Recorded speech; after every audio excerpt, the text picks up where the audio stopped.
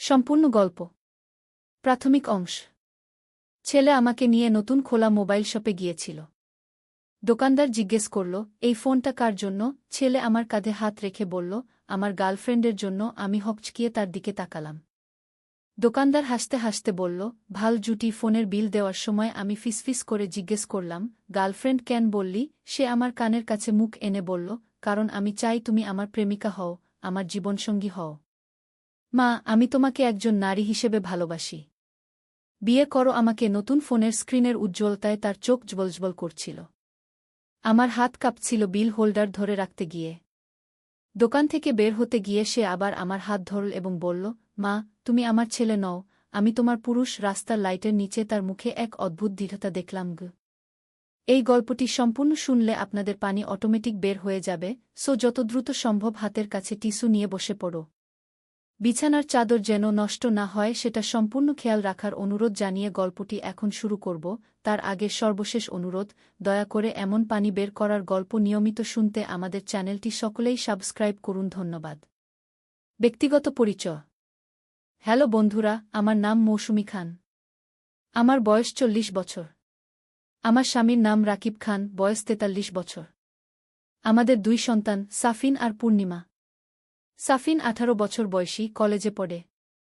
পূর্ণিমা 11 বছর বয়সী, স্কুলে যায়। মূল গল্প। আমার জীবনের সবচেয়ে রহস্যময় ঘটনাটি শুরু হয়েছিল গত বছরের শীতের এক সকালে। সাফিনের কলেজের ছুটির দিন ছিল, আর সে বাড়িতে বিরক্ত হয়ে ঘুরে বেড়াচ্ছিল। হঠাৎ সে এসে বলল, মা, চলো বাজার যাই। আমার একটা নতুন ফোন দরকার। আমি তখন রান্নাঘরে ছিলাম। তার কথা শুনে বললাম, তোর বাবার সাথে কথা বল। আমি তো জানি না ফোনের কিছু। সাফিন এসে আমার হাত ধরে বলল, না মা, তুমি যাবে। বাবা বুঝে না আজকালকার ফোনের কিছু। তুমি স্মার্ট, তুমি ভালো দাম করতে পারবে।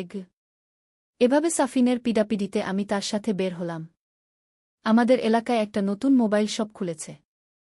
দেখতে বেশ ভালো, আর ভিতরে অনেক রকমের ফোন সাজিয়ে রাখা। দোকানে ঢুকতেই দোকানদার আমাদের দেখে হাসি মুখে এগিয়ে এল। সে একজন তরুণ ছেলে, বয়স হবে 25-26 মতো। আসসালামু আলাইকুম। কি দরকার? সাফিন বলল, একটা ভালো স্মার্টফোন দেখান। দোকানদার বিভিন্ন ফোন দেখাতে লাগল। আমি আর সাফিন নানা রকম প্রশ্ন করলাম। দামদর নিয়ে কথাবার্তা চলছিল। হঠাৎ দোকানদার জিজ্ঞেস করল, এই ফোনটা কার জন্য? আপনার নাকি ভাইয়ের? আমি উত্তর দেওয়ার আগেই সাফিন আমার কাঁধে হাত রেখে বলল, আমার গার্লফ্রেন্ডের জন্য। আমি হকচকিয়ে তার দিকে তাকালাম। কি বলছে ছেলেটা? দোকানদার হাসতে হাসতে বলল, ভাল জুটি। আমার মুখ লাল হয়ে গেল। মনে মনে ভাবলাম, ছেলেটা কি করছে? কিন্তু কিছু বলতে পারলাম না। ফোনের বিল দেওয়ার সময় আমি ফিসফিস করে জিজ্ঞেস করলাম, গার্লফ্রেন্ড কেন বললি? সাফিন আমার কানের কাছে মুখ এনে বলল, কারণ আমি চাই তুমি আমার প্রেমিকা হও, আমার জীবনসঙ্গী হও। মা, আমি তোমাকে একজন নারী হিসেবে ভালোবাসি। বিয়ে করো আমাকে। আমি অবাক হয়ে তার দিকে তাকালাম। নতুন ফোনের স্ক্রিনের উজ্জ্বলতায় তার চোখ জ্বলজ্বল করছিল। আমার হাত কাঁপছিল বিল হোল্ডার ধরে রাখতে গিয়ে। দোকান থেকে বের হতে গিয়ে সাফিন আবার আমার হাত ধরল এবং বলল, মা, তুমি আমার ছেলে নও, আমি তোমার পুরুষ।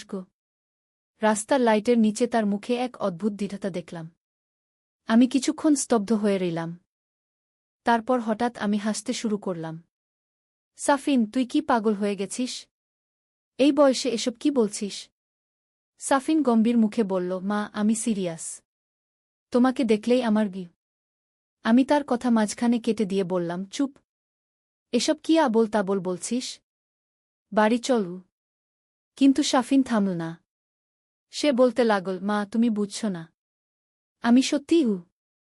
সাফিন, আমি একটু চিৎকার করে বললাম, তুই কি বলছিস জানিস? আমি তোর মা। এমন সময় আমার মোবাইল বেজে উঠল। দেখলাম স্বামী রাকিবের ফোন। হ্যালো। কোথায় এতক্ষণ? অনেকক্ষণ ধরে ফোন দিচ্ছি।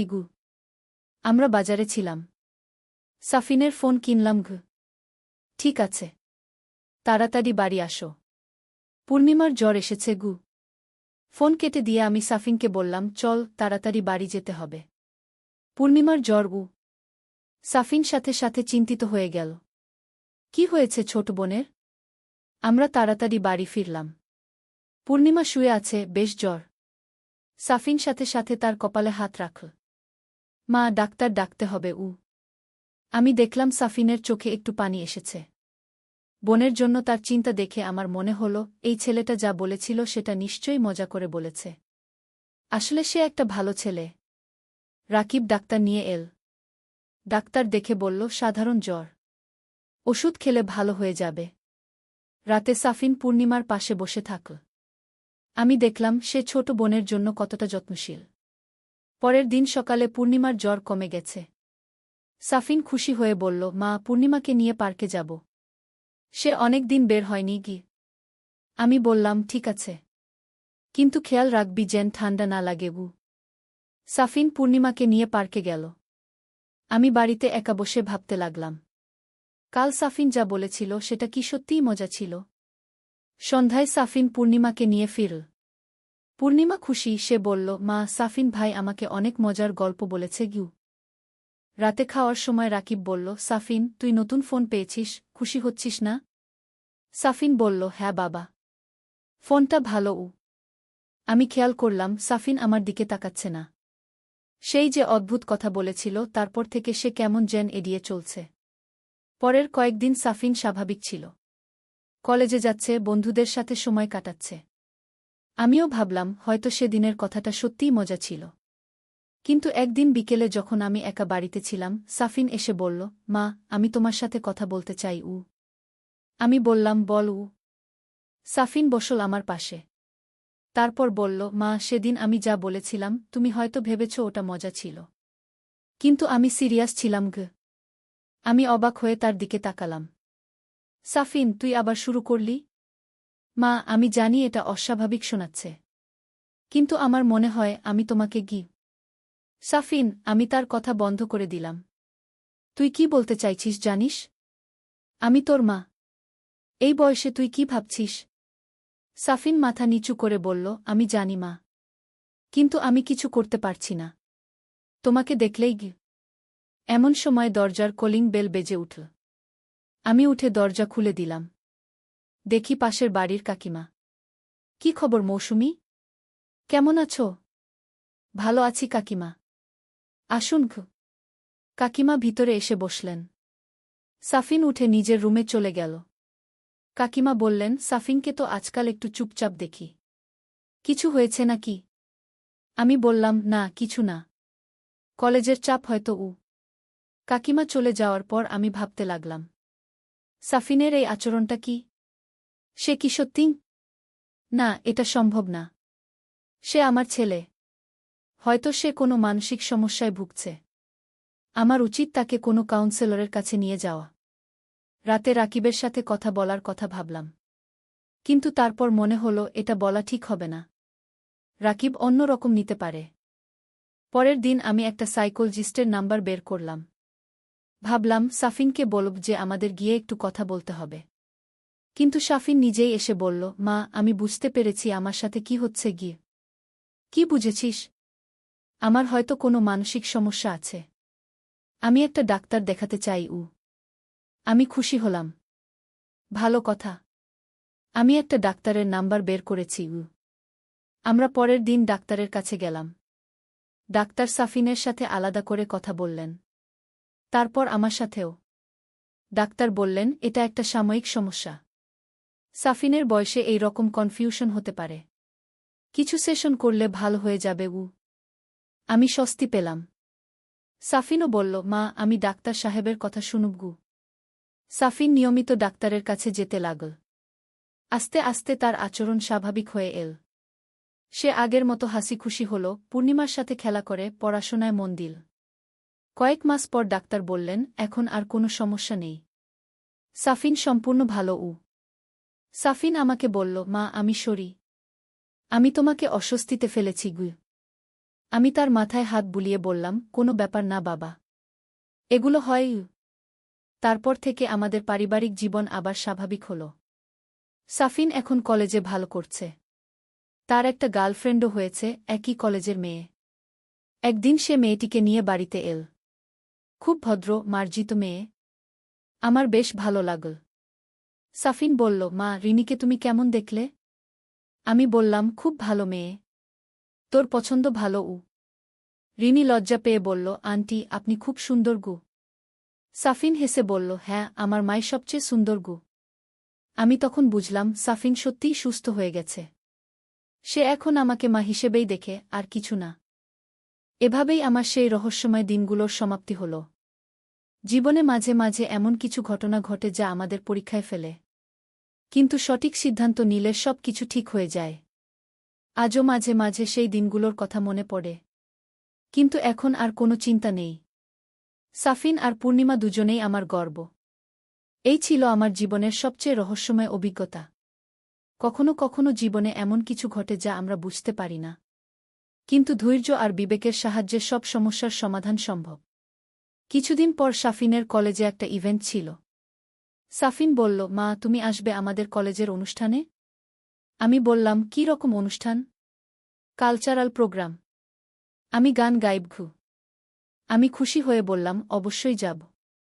তোর বাবা আর পূর্ণিমাও যাবে গু। অনুষ্ঠানের দিন আমরা সবাই গেলাম। সাফিন খুব সুন্দর একটা গান গাইল। আমার চোখে পানি এসে গেল গর্বে। অনুষ্ঠানের পর সাফিনের অনেক বন্ধু এসে আমার সাথে কথা বলল। একজন বলল, আন্টি, সাফিন সবসময় আপনার কথা বলে। বলে আমার মাই আমার বেস্ট ফ্রেন্ড উ। আরেকজন বলল, আন্টি, আপনি দেখতে সাফিনের বোনের মতো লাগেন। এত ইয়াং দেখাচ্ছে গু। আমি লজ্জা পেয়ে হাসলাম। সাফিন এসে বলল, মা, কি বলছে ওরা? কিছু না, তোর বন্ধুরা খুব ভালো উ। বাড়িতে ফেরার পথে রাকিব বলল, সাফিন সত্যিই ভালো গান গেয়েছে। আর তোকে দেখে সবাই বলছে তুই অনেক ইয়াং লাগছিস উ। পূর্ণিমা বলল, মা, তুমি সত্যিই খুব সুন্দর। আমার বন্ধুরাও বলে উ। আমি মনে মনে ভাবলাম, সত্যিই কি আমাকে ইয়াং দেখায়? আয়নায় নিজেকে দেখে মনে হলো, হ্যাঁ, আমার বয়স 40 হলেও দেখতে কম বয়সী লাগে। কয়েকদিন পর একদিন সকালে আমি বাজার থেকে ফিরছিলাম। পথে দেখি আমাদের পাড়ার রহিম চাচা। তিনি বললেন, মৌসুমী বেটি, কেমন আছো? ভালো আছি চাচা গিউ। শোনো, আমার ভাগনে ঢাকা থেকে এসেছে। সে তোমাকে দেখে বলেছে এই মহিলা কার বউ। খুব সুন্দর গু। আমি হেসে বললাম, চাচা, আপনি তো আমাকে বিব্রত করছেন গু। না রে বেটি, সত্যি কথা। তুই সত্যিই অনেক ইয়াং আর সুন্দর দেখাস গ। বাড়িতে এসে আয়নার সামনে দাঁড়ালাম। সত্যিই তো আমাকে বয়স অনুযায়ী দেখাচ্ছে না। হয়তো নিয়মিত ব্যায়াম আর খাওয়া দাওয়ার জন্য।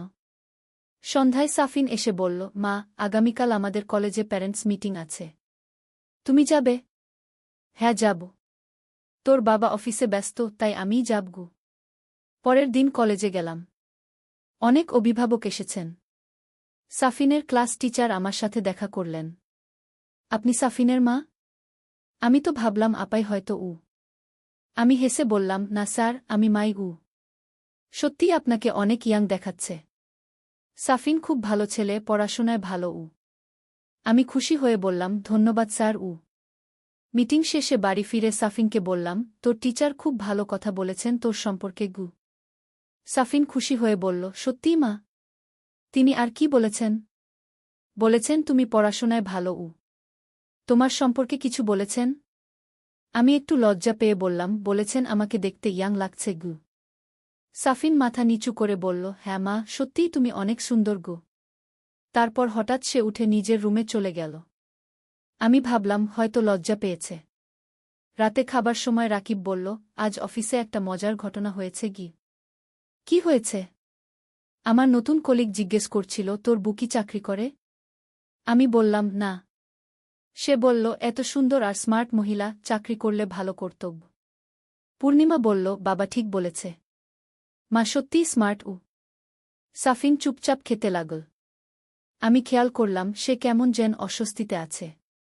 খাওয়ার পর সবাই নিজেদের কাজে ব্যস্ত হয়ে গেল। আমি রান্নাঘর গুছিয়ে নিচ্ছিলাম। হঠাৎ সাফিন এসে বলল, মা, আমি তোমার সাথে কথা বলতে পারি? হ্যাঁ, বলু। সে একটু ইতস্তত করে বলল, মা, আজ সবাই তোমার সৌন্দর্যের কথা বলছে। এতে আমার মন খারাপ হয়ে যায় উ। আমি অবাক হয়ে বললাম, কেন? এতে মন খারাপের কি আছে? কারণ কারণ আমার মনে হয় তুমি শুধু আমারই হওয়া উচিতকে। আমি চিন্তিত হয়ে বললাম, সাফিন, তুই আবার সেই কথা বলছিস? আমি ভেবেছিলাম তুই সুস্থ হয়ে গেছিস গু। মা, আমি সুস্থ। কিন্তু আমি তোমাকে এত ভালোবাসি যে অন্যরা যখন তোমার প্রশংসা করে তখন আমার জ্বালা হয় গ। আমি গভীর নিঃশ্বাস ফেলে বললাম, সাফিন, এটা স্বাভাবিক নয়। তোর আবার ডাক্তার দেখানো উচিত কে? না মা, আমার ডাক্তার দেখানো লাগবে না। আমি নিজেই সামলে নেব গু। তারপর সে চলে গেল। আমি ভাবতে লাগলাম, সাফিনের এই সমস্যাটা কি সত্যিই কমেছে নাকি লুকিয়ে আছে? পরের দিন আমি রিনির সাথে কথা বলার সিদ্ধান্ত নিলাম। রিনি আমাদের বাড়িতে এসেছিল সাফিনের সাথে পড়তে। আমি রিনিকে আলাদা করে বললাম, রিনি, তুমি সাফিনকে কেমন দেখো? রিনি বলল, আন্টি, সাফিন খুব ভালো। কিন্তু মাঝে মাঝে মনে হয় সে কোনো চিন্তায় থাকে গি। কী রকম চিন্তা? জানি না আন্টি। তবে সে সব সময় আপনার কথা বলে। বলে আমার মা পৃথিবীর সবচেয়ে সুন্দর গু। আমি ভাবলাম, রিনিকে কিছু বলা ঠিক হবে না। বললাম, ও সাধারণ কথা। সব ছেলেরাই মায়ের প্রশংসা করে কি? রিনি চলে যাওয়ার পর আমি সিদ্ধান্ত নিলাম, আমাকে সাফিনের সাথে খোলাখুলি কথা বলতে হবে। সন্ধ্যায় সাফিনকে ডেকে বসালাম। সাফিন, তোর সাথে আমার কিছু কথা আছে গিউ। কি কথা মা? তুই রিনিকে ভালোবাসিস? সাফিন একটু থেমে বলল, হ্যাঁ মা গু। তাহলে তোর মনে আমাকে নিয়ে আর কোনো অস্বাভাবিক চিন্তা আনবি না। তুই একটা বড় ছেলে, তোর জীবনে এগিয়ে যাওয়ার কথা ভাববি গু। সাফিন মাথা নিচু করে রইল। তারপর বলল, মা, আমি চেষ্টা করব। শুধু চেষ্টা না, তোকে এটা করতে হবে। তুই আমার গর্ব, আমি চাই তুই সফল হোস ক। সাফিন আমার দিকে তাকিয়ে বলল, মা, তুমি সত্যিই আমার গর্ব। আমি তোমাকে কষ্ট দিতে চাই না গি। তাহলে এই অস্বাভাবিক চিন্তাগুলো মন থেকে বাদ দাও। রিনি একটা ভালো মেয়ে, তার সাথে সুখী জীবন কাটাও। সাফিন বলল, হ্যাঁ মা, তুমি ঠিক বলেছ গু।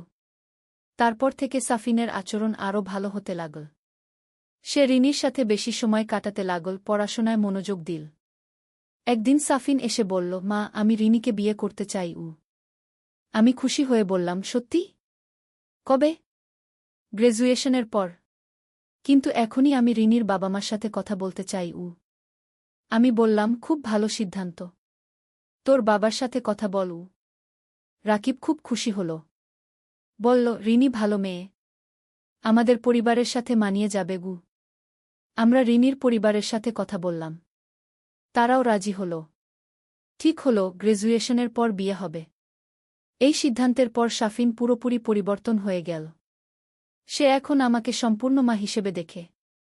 কোনো অস্বাভাবিক আচরণ নেই। একদিন সে আমার কাছে এসে বলল, মা, আমি তোমাকে ধন্যবাদ দিতে চাই। কেন? কারণ তুমি আমাকে সঠিক পথ দেখিয়েছ। আমি যদি ভুল পথে চলতাম তাহলে আমার জীবন নষ্ট হয়ে যেত। আমি তার মাথায় হাত বুলিয়ে বললাম, তুই আমার ভালো ছেলে। আমি সবসময় তোর ভালো চাই। সাফিনের বিয়ের প্রস্তুতি চলতে লাগল। রিনি নিয়মিত আমাদের বাড়িতে আসে, আমার সাথে নানা বিষয়ে কথা বলে। একদিন রিনি বলল, আন্টি, সাফিন আমাকে বলেছে আপনি তার জীবনের সবচেয়ে গুরুত্বপূর্ণ মানুষ গো। আমি বললাম, মা তো সন্তানের জীবনে সবচেয়ে গুরুত্বপূর্ণ।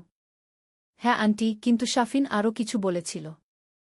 বলেছিল, একসময় তার মনে ভুল চিন্তা এসেছিল, কিন্তু আপনি তাকে সঠিক পথে এনেছেন গু। আমি বুঝলাম সাফিন রিনিকে সব বলেছে। বললাম, হ্যাঁ, যে কোনো মানুষের জীবনে এমন সময় আসে যখন সঠিক ভুলের মধ্যে দ্বিধা থাকে গু। রিনি বলল, আন্টি, আমি সাফিনকে খুব ভালোবাসি। আর আমি আপনাকেও মায়ের মতো ভালোবাসি। আমার চোখে পানি এসে গেল। আমি রিনিকে জড়িয়ে ধরে বললাম, তুমিও আমার মেয়ের মতো। এভাবেই আমার সেই কঠিন দিনগুলো পেরিয়ে গেল। জীবনে কখনো কখনো এমন পরিস্থিতি আসে যখন আমাদের ধৈর্য আর বুদ্ধিমত্তার পরীক্ষা হয়। আমি সঠিক সিদ্ধান্ত নিয়েছিলাম। সাফিনকে ভুল পথে যেতে দেইনি। আজ সে একটা সুখী জীবনের দিকে এগিয়ে যাচ্ছে। বিয়ের দিন এগিয়ে এল। সাফিন আর রিনির বিয়ে খুব জাঁকজমকের সাথে হল। সবাই বলল, খুব সুন্দর জুটি। বিয়ের দিন সাফিন আমার কাছে এসে বলল, মা, তুমি ছাড়া আজ আমি এখানে পৌঁছতে পারতাম না গি। আমি তার কপালে হাত রেখে বলল, সন্তান মায়ের গর্ব। তুই সব সময় আমার গর্ব থাকবি গু। বিয়ের পর সাফিন আর রিনি আলাদা ফ্ল্যাটে উঠে গেল। কিন্তু তারা নিয়মিত আমাদের সাথে দেখা করে। পূর্ণিমাও এখন বড় হচ্ছে। সে ক্লাসে ভালো করছে। আমার দুই সন্তানই আমার গর্ব। একদিন রিনি এসে বলল, আন্টি, আমার একটা খবর আছে গু। কি খবর? রিনি লজ্জা পেয়ে বলল, আমি মা হবগু। আমি খুশিতে চিৎকার করে উঠলাম। সত্যি? কখন? আরও 7 মাস বাকি। আমি রিনিকে জড়িয়ে ধরলাম। মনে হলো আমার জীবনে নতুন আনন্দের সংবাদ এসেছে। সাফিনও এসে বলল, মা তুমি নানি হবে। খুশি? আমি বললাম, অবশ্যই। আমার নাতিনাতনি দেখার স্বপ্ন আছে গি। এভাবেই আমার জীবনের নতুন অধ্যায় শুরু হল। সেই অন্ধকার দিনগুলো পেরিয়ে এখন আলোকিত জীবন। কখনো কখনো জীবনে এমন ঝড় আসে যা আমাদের পরীক্ষা করে। কিন্তু সঠিক পথে থাকলে ঝড়ের পরে রোদ ওঠে। আজ আমি একজন সফল মা। আমার সন্তানরা সুখী। আমার পরিবার সুন্দর। এর চেয়ে বেশি কিছু আর চাই না। নূরের আলো। একটি ইসলামিক গল্প। প্রথম অধ্যায়, যাত্রা শুরু। ঢাকার পুরান শহরের একটি ছোট গলিতে বাস করত হাফেজ আব্দুর রহমান। তিনি একজন গরিব মানুষ ছিলেন, কিন্তু তার হৃদয় ছিল সোনার চেয়েও মূল্যবান। প্রতিদিন ফজরের আজানের সাথে সাথে তিনি উঠে পড়তেন এবং মসজিদে যেতেন। তার ছোট্ট দোকানটি চালিয়ে পরিবারের ভরণপোষণ করতেন। আব্দুর রহমানের একটি সন্তান ছিল, নূর নামের এক কন্যা। নূর মাত্র 5 বছর বয়সী, কিন্তু তার জ্ঞান এবং বুদ্ধিমত্তা ছিল অসাধারণ। সে কুরআন শরীফ হিফজ করেছিল এবং ইসলামের বিভিন্ন বিষয়ে গভীর জ্ঞান রাখত। গ্রামের মানুষেরা তাকে নূর নামে ডাকত কারণ তার চরিত্র ছিল আলোর মতো পবিত্র এবং উজ্জ্বল। একদিন সকালে আব্দুর রহমান তার দোকানে বসেছিলেন। হঠাৎ করে একজন বয়স্ক লোক এসে হাজির হলেন। তার পোশাক ছিল সাদা, চেহারায় ছিল নূরের আভা। তিনি বললেন, আসসালামু আলাইকুম ভাই। আমি দূর থেকে এসেছি। শুনেছি এই এলাকায় একটি মেয়ে আছে যার নাম নূর, যে খুবই জ্ঞানী এবং ধার্মিক। আব্দুর রহমান বিনয়ের সাথে জবাব দিলেন, ওয়ালাইকুম আসসালাম। জি হ্যাঁ, নূর আমার মেয়ে। কিন্তু আপনি কে? কেন তার খোঁজ নিচ্ছেন? বয়স্ক ব্যক্তি মৃদু হেসে বললেন, আমার নাম ইব্রাহিম। আমি একজন পীর সাহেব। আমি সারা দেশ ঘুরে বেড়াই এবং জ্ঞানী ও ধার্মিক মানুষদের সাথে সাক্ষাৎ করি। আমি শুনেছি আপনার মেয়ে নূর অসাধারণ জ্ঞানের অধিকারী। দ্বিতীয় অধ্যায়, পরীক্ষার শুরু। পীর ইব্রাহিম সাহেব নূরের সাথে দেখা করতে চাইলেন। আব্দুর রহমান তার মেয়েকে ডাকলেন। নূর এসে সালাম দিল এবং পীর সাহেবের পায়ে হাত দিয়ে সম্মান প্রদর্শন করল। পীর সাহেব নূরকে দেখে মুগ্ধ হয়ে গেলেন। তার চেহারায় ছিল নম্রতা এবং বিনয়, চোখে ছিল জ্ঞানের আলো। তিনি বললেন, মা নূর, আমি তোমাকে কিছু প্রশ্ন করতে চাই। তুমি কি উত্তর দিতে পারবে?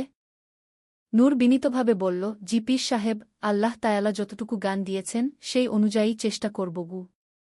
পীর সাহেব প্রথম প্রশ্ন করলেন, ইসলামের সবচেয়ে গুরুত্বপূর্ণ জিনিস কি? নূর চিন্তা করে বলল, পীর সাহেব, ইসলামের সবচেয়ে গুরুত্বপূর্ণ জিনিস হল তাওহীদ, অর্থাৎ আল্লাহর একত্বে বিশ্বাস। লা ইলাহা ইল্লাল্লাহু মুহাম্মাদুর রাসূলুল্লাহ, এই কালেমার মাধ্যমে আমরা ঘোষণা করি যে আল্লাহ ছাড়া কোনো উপাস্য নেই এবং মুহাম্মদ আল্লাহর রাসূল। পীর সাহেব সন্তুষ্ট হয়ে দ্বিতীয় প্রশ্ন করলেন, একজন মুমিনের কি কি গুণ থাকা উচিত? নূর উত্তর দিল, একজন মুমিনের মধ্যে থাকা উচিত সবর, ধৈর্য, শকর, কৃতজ্ঞতা, তাকওয়া, আল্লাহভীতি, রহমত, দয়া এবং ন্যায়বিচার। কুরআন শরীফে আল্লাহ তায়ালা বলেছেন, যারা ঈমান আনে এবং সৎকর্ম করে তাদের জন্য রয়েছে জান্নাত। পীর সাহেব আরও কয়েকটি কঠিন প্রশ্ন করলেন এবং নূর সবগুলোর সুন্দর উত্তর দিল। তিনি বুঝতে পারলেন যে এই মেয়েটি সত্যিই অসাধারণ জ্ঞানের অধিকারী। তৃতীয় অধ্যায়, বিশেষ দায়িত্ব। পরদিন সকালে পীর ইব্রাহিম সাহেব আবার এসে হাজির হলেন। তিনি আব্দুর রহমানকে বললেন, ভাই, আমার একটি বিশেষ অনুরোধ আছে। আমি নূরকে একটি গুরুত্বপূর্ণ কাজে নিয়ে যেতে চাই। আব্দুর রহমান চিন্তিত হয়ে বললেন, পীর সাহেব, কি ধরনের কাজ? নূর তো এখনও ছোট। পীর সাহেব বিস্তারিত বললেন, দেখুন ভাই, এই দেশের উত্তরাঞ্চলে একটি গ্রাম আছে, শান্তিগ্রাম। সেই গ্রামের মানুষেরা ইসলাম সম্পর্কে অনেক ভুল ধারণা পোষণ করে। তারা বিভিন্ন কুসংস্কারে বিশ্বাস করে এবং সঠিক ইসলামিক শিক্ষা থেকে দূরে রয়েছে। আমি চাই নূর সেখানে গিয়ে মানুষদের সঠিক ইসলামিক শিক্ষা দেয়া। তার জ্ঞান এবং চরিত্রের মাধ্যমে সে মানুষদের হৃদয় স্পর্শ করতে পারবে। আব্দুর রহমান দ্বিধায় পড়ে গেলেন। একদিকে তার মেয়েকে দূরে পাঠাতে মন চাচ্ছিল না, অন্যদিকে এটি একটি মহৎ কাজ। তিনি নূরকে ডেকে সব কথা বললেন। নূর শুনে বলল, আব্বু, আমি যেতে চাই। যদি আমার জ্ঞান দিয়ে মানুষের উপকার করতে পারি, তাহলে এটি আল্লাহর পথে একটি জিহাদ হবে। রাসূল বলেছেন, যে ব্যক্তি কোনো গুরুত্বপূর্ণ জ্ঞান লুকিয়ে রাখে তাকে আল্লাহ তায়ালা কিয়ামতের দিন আগুনের লাগাম পরাবেন। আব্দুর রহমান তার মেয়ের কথা শুনে গর্বিত হলেন। তিনি বুঝলেন যে নূর সত্যিই একটি বিশেষ আমানত। তিনি অনুমতি দিলেন। চতুর্থ অধ্যায়, শান্তিগ্রামের পথে। নূর এবং পীর ইব্রাহিম সাহেব শান্তিগ্রামের উদ্দেশ্যে রওয়ানা হলেন। পথে তারা অনেক গ্রাম পার হলেন।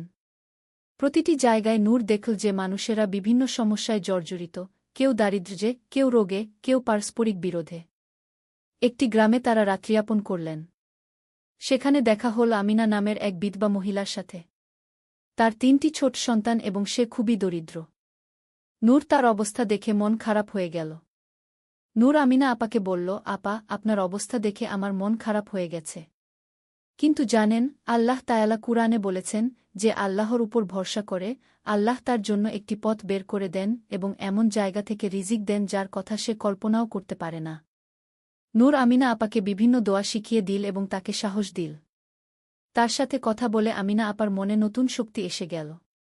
পরদিন সকালে নূর এবং পীর সাহেব যাত্রা অব্যাহত রাখলেন। পথে পীর সাহেব নূরকে বললেন, মা নূর, তুমি খেয়াল কর, তোমার ছোট্ট একটা কথা কেমন আমিনা আপার মনে শান্তি এনে দিয়েছে। এটাই হল ইসলামের শক্তি। ইসলাম শুধু নামাজ রোজার মধ্যে সীমাবদ্ধ নয়, বরং এটি মানুষের পূর্ণাঙ্গ জীবন ব্যবস্থা। পঞ্চম অধ্যায়, শান্তিগ্রামে পৌঁছানো। 3 দিন পরে তারা শান্তিগ্রামে পৌঁছালেন। গ্রামটি পাহাড়ের পাদদেশে অবস্থিত, খুবই সুন্দর প্রাকৃতিক পরিবেশ। কিন্তু গ্রামে প্রবেশ করার পর তারা দেখলেন যে মানুষের মধ্যে অনেক সমস্যা রয়েছে। গ্রামের মানুষেরা তাদের সন্দেহের দৃষ্টিতে দেখল। তারা ভাবল এরা বাইরে থেকে এসেছে, হয়তো কোনো ফায়দা লোটার জন্য। গ্রামের মোড়ল করিম মিয়া এসে তাদের সাথে দেখা করলেন। তিনি জিজ্ঞেস করলেন, আপনারা কারা? এখানে কেন এসেছেন? পীর সাহেব বিনীতভাবে বললেন, ভাই, আমরা ইসলামিক শিক্ষা প্রচারের জন্য এসেছি। এই মেয়েটি নূর খুবই জ্ঞানী। সে আপনাদের কুরআন হাদিসের সঠিক শিক্ষা দিতে পারবে। করিম মিয়া একটু রাগান্বিত হয়ে বললেন, দেখুন, আমরা মুসলমান। আমাদের ধর্মকর্ম সম্পর্কে আমরা জানি। আমাদের কোনো বাইরের শিক্ষার দরকার নেই। নূর নম্রভাবে বলল, চাচা, আমরা আপনাদের কোনো সমালোচনা করতে আসিনি। আমরা শুধু জ্ঞান ভাগাভাগি করতে চাই। রাসূল শাহ বলেছেন, জ্ঞান অর্জন করা প্রতিটি মুসলিম নরনারীর উপর ফরজ। আমরা চীনে গিয়ে হলেও জ্ঞান অর্জন করতে হবে।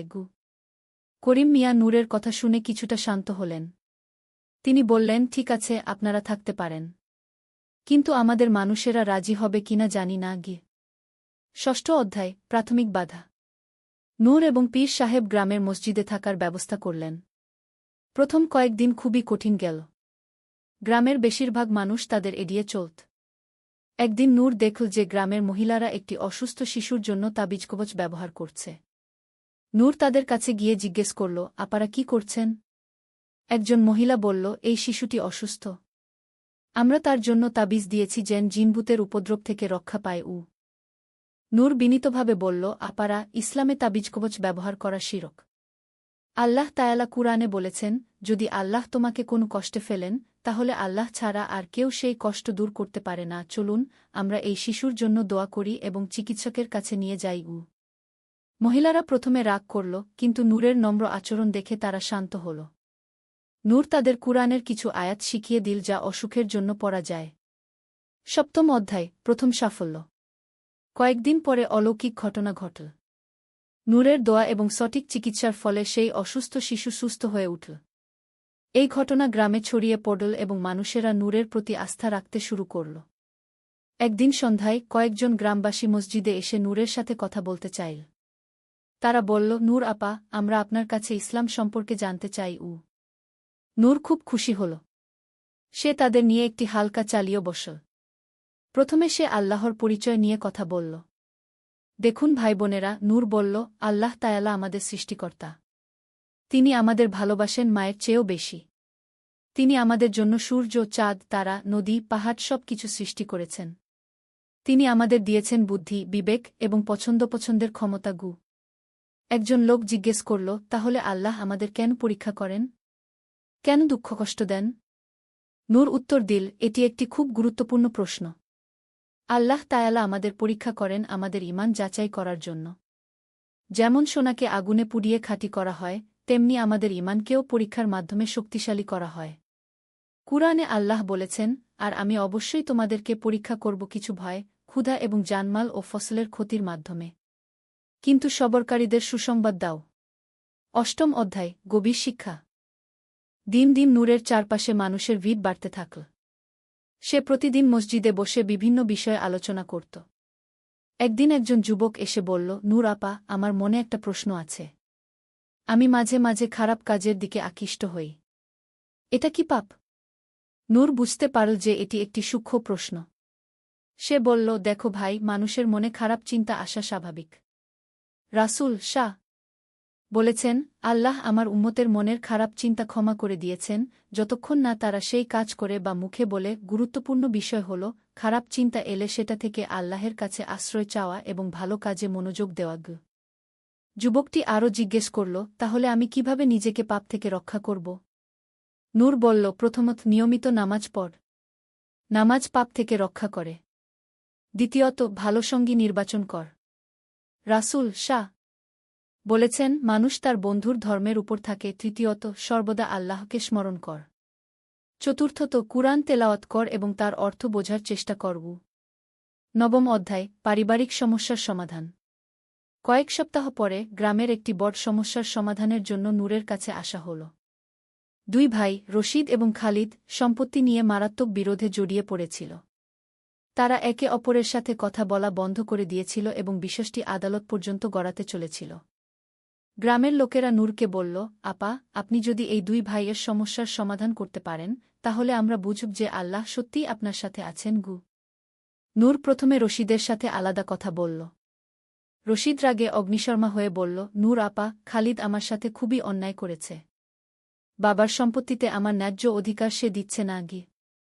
নূর শান্তভাবে বলল, রশিদ ভাই, আপনার রাগ বুঝতে পারছি। কিন্তু জানেন, আল্লাহ তাআলা কুরআনে বলেছেন, যে ব্যক্তি তার রাগ সংযত রাখে, আল্লাহ তাকে ভালোবাসেন। আর রাসূল সা বলেছেন, শক্তিশালী সে নয় যে অন্যকে কুস্তিতে হারায়, বরং শক্তিশালী সে যে রাগের সময় নিজেকে নিয়ন্ত্রণ করতে পারে। এরপর নূর খালিদের সাথে কথা বলল। খালিদও তার নিজের যুক্তি দিল। নূর ধৈর্যের সাথে দুই পক্ষের কথা শুনল। তারপর নূর একদিন দুই ভাইকে একসাথে ডাকল। সে বলল, রশিদ ভাই, খালিদ ভাই, আপনারা দুজনেই আমার কাছে এসেছেন। এটাই প্রমাণ করে যে আপনারা সমাধান চান। কিন্তু আপনারা কি জানেন, ভাই ভাইয়ের সম্পর্ক সম্পত্তির চেয়ে অনেক বেশি মূল্যবান? নূর কুরআনের একটি আয়াত তেলাওয়াত করল, মুমিনরা তো পরস্পর ভাই ভাই। সুতরাং তোমরা তোমাদের দুই ভাইয়ের মধ্যে সংশোধন করে দাও। তারপর সে বলল, আপনাদের বাবা কি চাইতেন যে তার মৃত্যুর পরে তার দুই প্রিয় সন্তান একে অপরের শত্রু হয়ে যাক? আপনাদের বাচ্চারা কি চাইবে যে তাদের চাচামামা তাদের পরিবার থেকে দূরে থাকুক? দুই ভাইয়ের চোখে পানি এসে গেল। তারা বুঝতে পারল যে সম্পত্তির লোভে তারা সবচেয়ে গুরুত্বপূর্ণ জিনিস, ভাইয়ের ভালোবাসা, হারাতে বসেছে। নূর তাদের ইসলামিক উত্তরাধিকার আইন অনুযায়ী সম্পত্তি ভাগ করার পদ্ধতি বুঝিয়ে দিল। সে বলল, ইসলামে সম্পত্তি বণ্টনের একটি স্পষ্ট নিয়ম আছে। আল্লাহ নিজেই কুরআনে এই নিয়ম দিয়েছেন। এই নিয়ম মেনে চললে কোনো বিরোধ থাকে না। দুই ভাই একে অপরের কাছে ক্ষমা চাইল এবং আলিঙ্গন করল। গ্রামবাসীরা এই দৃশ্য দেখে মুগ্ধ হয়ে গেল। তারা বুঝল যে নূরের মধ্যে সত্যিই বিশেষ কিছু আছে। দশম অধ্যায়, নারী শিক্ষার প্রসার। নূরের প্রভাবে গ্রামে ধীরে ধীরে পরিবর্তন আসতে লাগল। কিন্তু একটি বিষয়ে এখনও সমস্যা ছিল, মেয়েদের শিক্ষা। গ্রামের অনেক মানুষ মনে করত যে মেয়েদের বেশি পড়াশোনার দরকার নেই। একদিন নূর গ্রামের মহিলাদের সাথে আলাদা বৈঠক করল। সেখানে এসেছিল রহিমা আপা, ফাতেমা আপা, খাদিজা আপা এবং আরও অনেকে। নূর তাদের বলল, আপারা, আমি আপনাদের একটা কথা বলতে চাই। ইসলামে নারী পুরুষের সমান মর্যাদা পেয়েছে জ্ঞান অর্জনের ক্ষেত্রে। রাসূল শাহ বলেছেন, জ্ঞান অর্জন করা প্রতিটি মুসলিম নরনারীর উপর ফরজ। এখানে নারী পুরুষের কোনো পার্থক্য করা হয়নি। রহিমা আপা বলল, কিন্তু নূর, আমাদের সমাজে মেয়েরা বেশি পড়ালেখা করলে বিয়েশাদিতে সমস্যা হয়। নূর উত্তর দিল, আপা, এটি একটি ভুল ধারণা।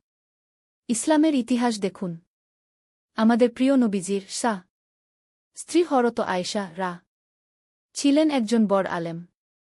তার কাছে থেকে হাজারো সাহাবী হাদিস শিখেছেন। হযরত ফাতেমা ছিলেন অত্যন্ত জ্ঞানী। তারা কি বিয়েশাদিতে সমস্যায় পড়েছিলেন? ফাতেমা আপা জিজ্ঞেস করল, তাহলে আমরা কি করব? আমরা তো অশিক্ষিত। নূর উৎসাহের সাথে বলল, আপারা, আমি আপনাদের জন্য একটি মহিলা শিক্ষা বৃত্ত শুরু করতে চাই। আমরা একসাথে কুরআন শরীফ পড়ব, ইসলামের বিভিন্ন বিষয় নিয়ে আলোচনা করব। আর আপনাদের মেয়েদেরও এই শিক্ষায় অংশ নিতে উৎসাহিত করব গু। মহিলারা এই প্রস্তাবে খুশি হল। তারা সিদ্ধান্ত নিল যে প্রতি বৃহস্পতিবার বিকেলে তারা নূরের কাছে বসে ইসলামিক শিক্ষা নেবে। একাদশ অধ্যায়, যুব সমাজের পরিবর্তন। গ্রামের যুবকদের মধ্যেও নূরের প্রভাব পড়তে থাকল। আগে যারা অলস্তায় দিন কাটাত, তারা এখন জ্ঞান চর্চায় আগ্রহী হয়ে উঠল। জাহিদ নামের এক যুবক নূরের কাছে এসে বলল, আপা, আমি জীবনে কোনো লক্ষ্য খুঁজে পাচ্ছি না। মনে হয় যেন আমার জীবনের কোনো মানে নেই গি। নূর তাকে বলল, জাহিদ ভাই, আপনার এই অনুভূতি অস্বাভাবিক নয়। অনেক মানুষই জীবনের অর্থ খুঁজতে সংগ্রাম করে। কিন্তু ইসলাম আমাদের বলেছে যে আমাদের জীবনের উদ্দেশ্য হল আল্লাহর ইবাদত করা এবং তার পৃথিবীতে খলিফা হিসেবে দায়িত্ব পালন করা গু। খলিফা মানে কি? জাহিদ জিজ্ঞেস করল। নূর ব্যাখ্যা করল, খলিফা মানে প্রতিনিধি। আল্লাহ আমাদের এই পৃথিবীতে তার প্রতিনিধি হিসেবে পাঠিয়েছেন। আমাদের দায়িত্ব হল ন্যায় বিচার প্রতিষ্ঠা করা, অত্যাচারীদের বিরুদ্ধে দাঁড়ানো, দরিদ্রদের সাহায্য করা, জ্ঞানের প্রসার ঘটানো গো। জাহিদ উৎসাহিত হয়ে বলল, তাহলে আমি কি করতে পারি? নূর বলল, আপনি গ্রামের অন্যান্য যুবকদের নিয়ে একটি সেবা সংস্থা গড়তে পারেন। যেমন অসহায়দের সাহায্য করা, গ্রামের পরিচ্ছন্নতা রক্ষা করা, বৃক্ষরোপণ করা, নিরক্ষরদের লেখাপড়া শেখানো। রাসূল শাহ বলেছেন, মানুষের মধ্যে সেই সবচেয়ে উত্তম যে অন্যদের উপকারে আসে। এই কথা শুনে জাহিদ এবং তার বন্ধুরা একটি যুব সংগঠন গড়ে তুলল। তারা নাম রাখল খেদমতে খালক ও মানুষের সেবা। দ্বাদশ অধ্যায়, বিপত্তির মোকাবেলা। কয়েক মাস পরে গ্রামে একটি বড় বিপদ এসে হাজির হল। মুষলধারে বৃষ্টির কারণে পাশের নদীতে বন্যা হয়েছে। অনেক ঘরবাড়ি ডুবে গেছে, মানুষ গৃহহীন হয়ে পড়েছে। এই সংকটের মুহূর্তে নূরের শেখানো শিক্ষার প্রকৃত পরীক্ষা হল। গ্রামের মানুষেরা একে অপরের পাশে দাঁড়াল। যাদের বাড়িঘর ভেসে গেছে তাদের আশ্রয় দেওয়া হল অন্যদের বাড়িতে। জাহিদের নেতৃত্বে যুব সংগঠনের ছেলেরা দিনরাত পরিশ্রম করল। তারা উদ্ধার কাজে অংশ নিল, খাবার বিতরণ করল, অসুস্থদের চিকিৎসার ব্যবস্থা করল।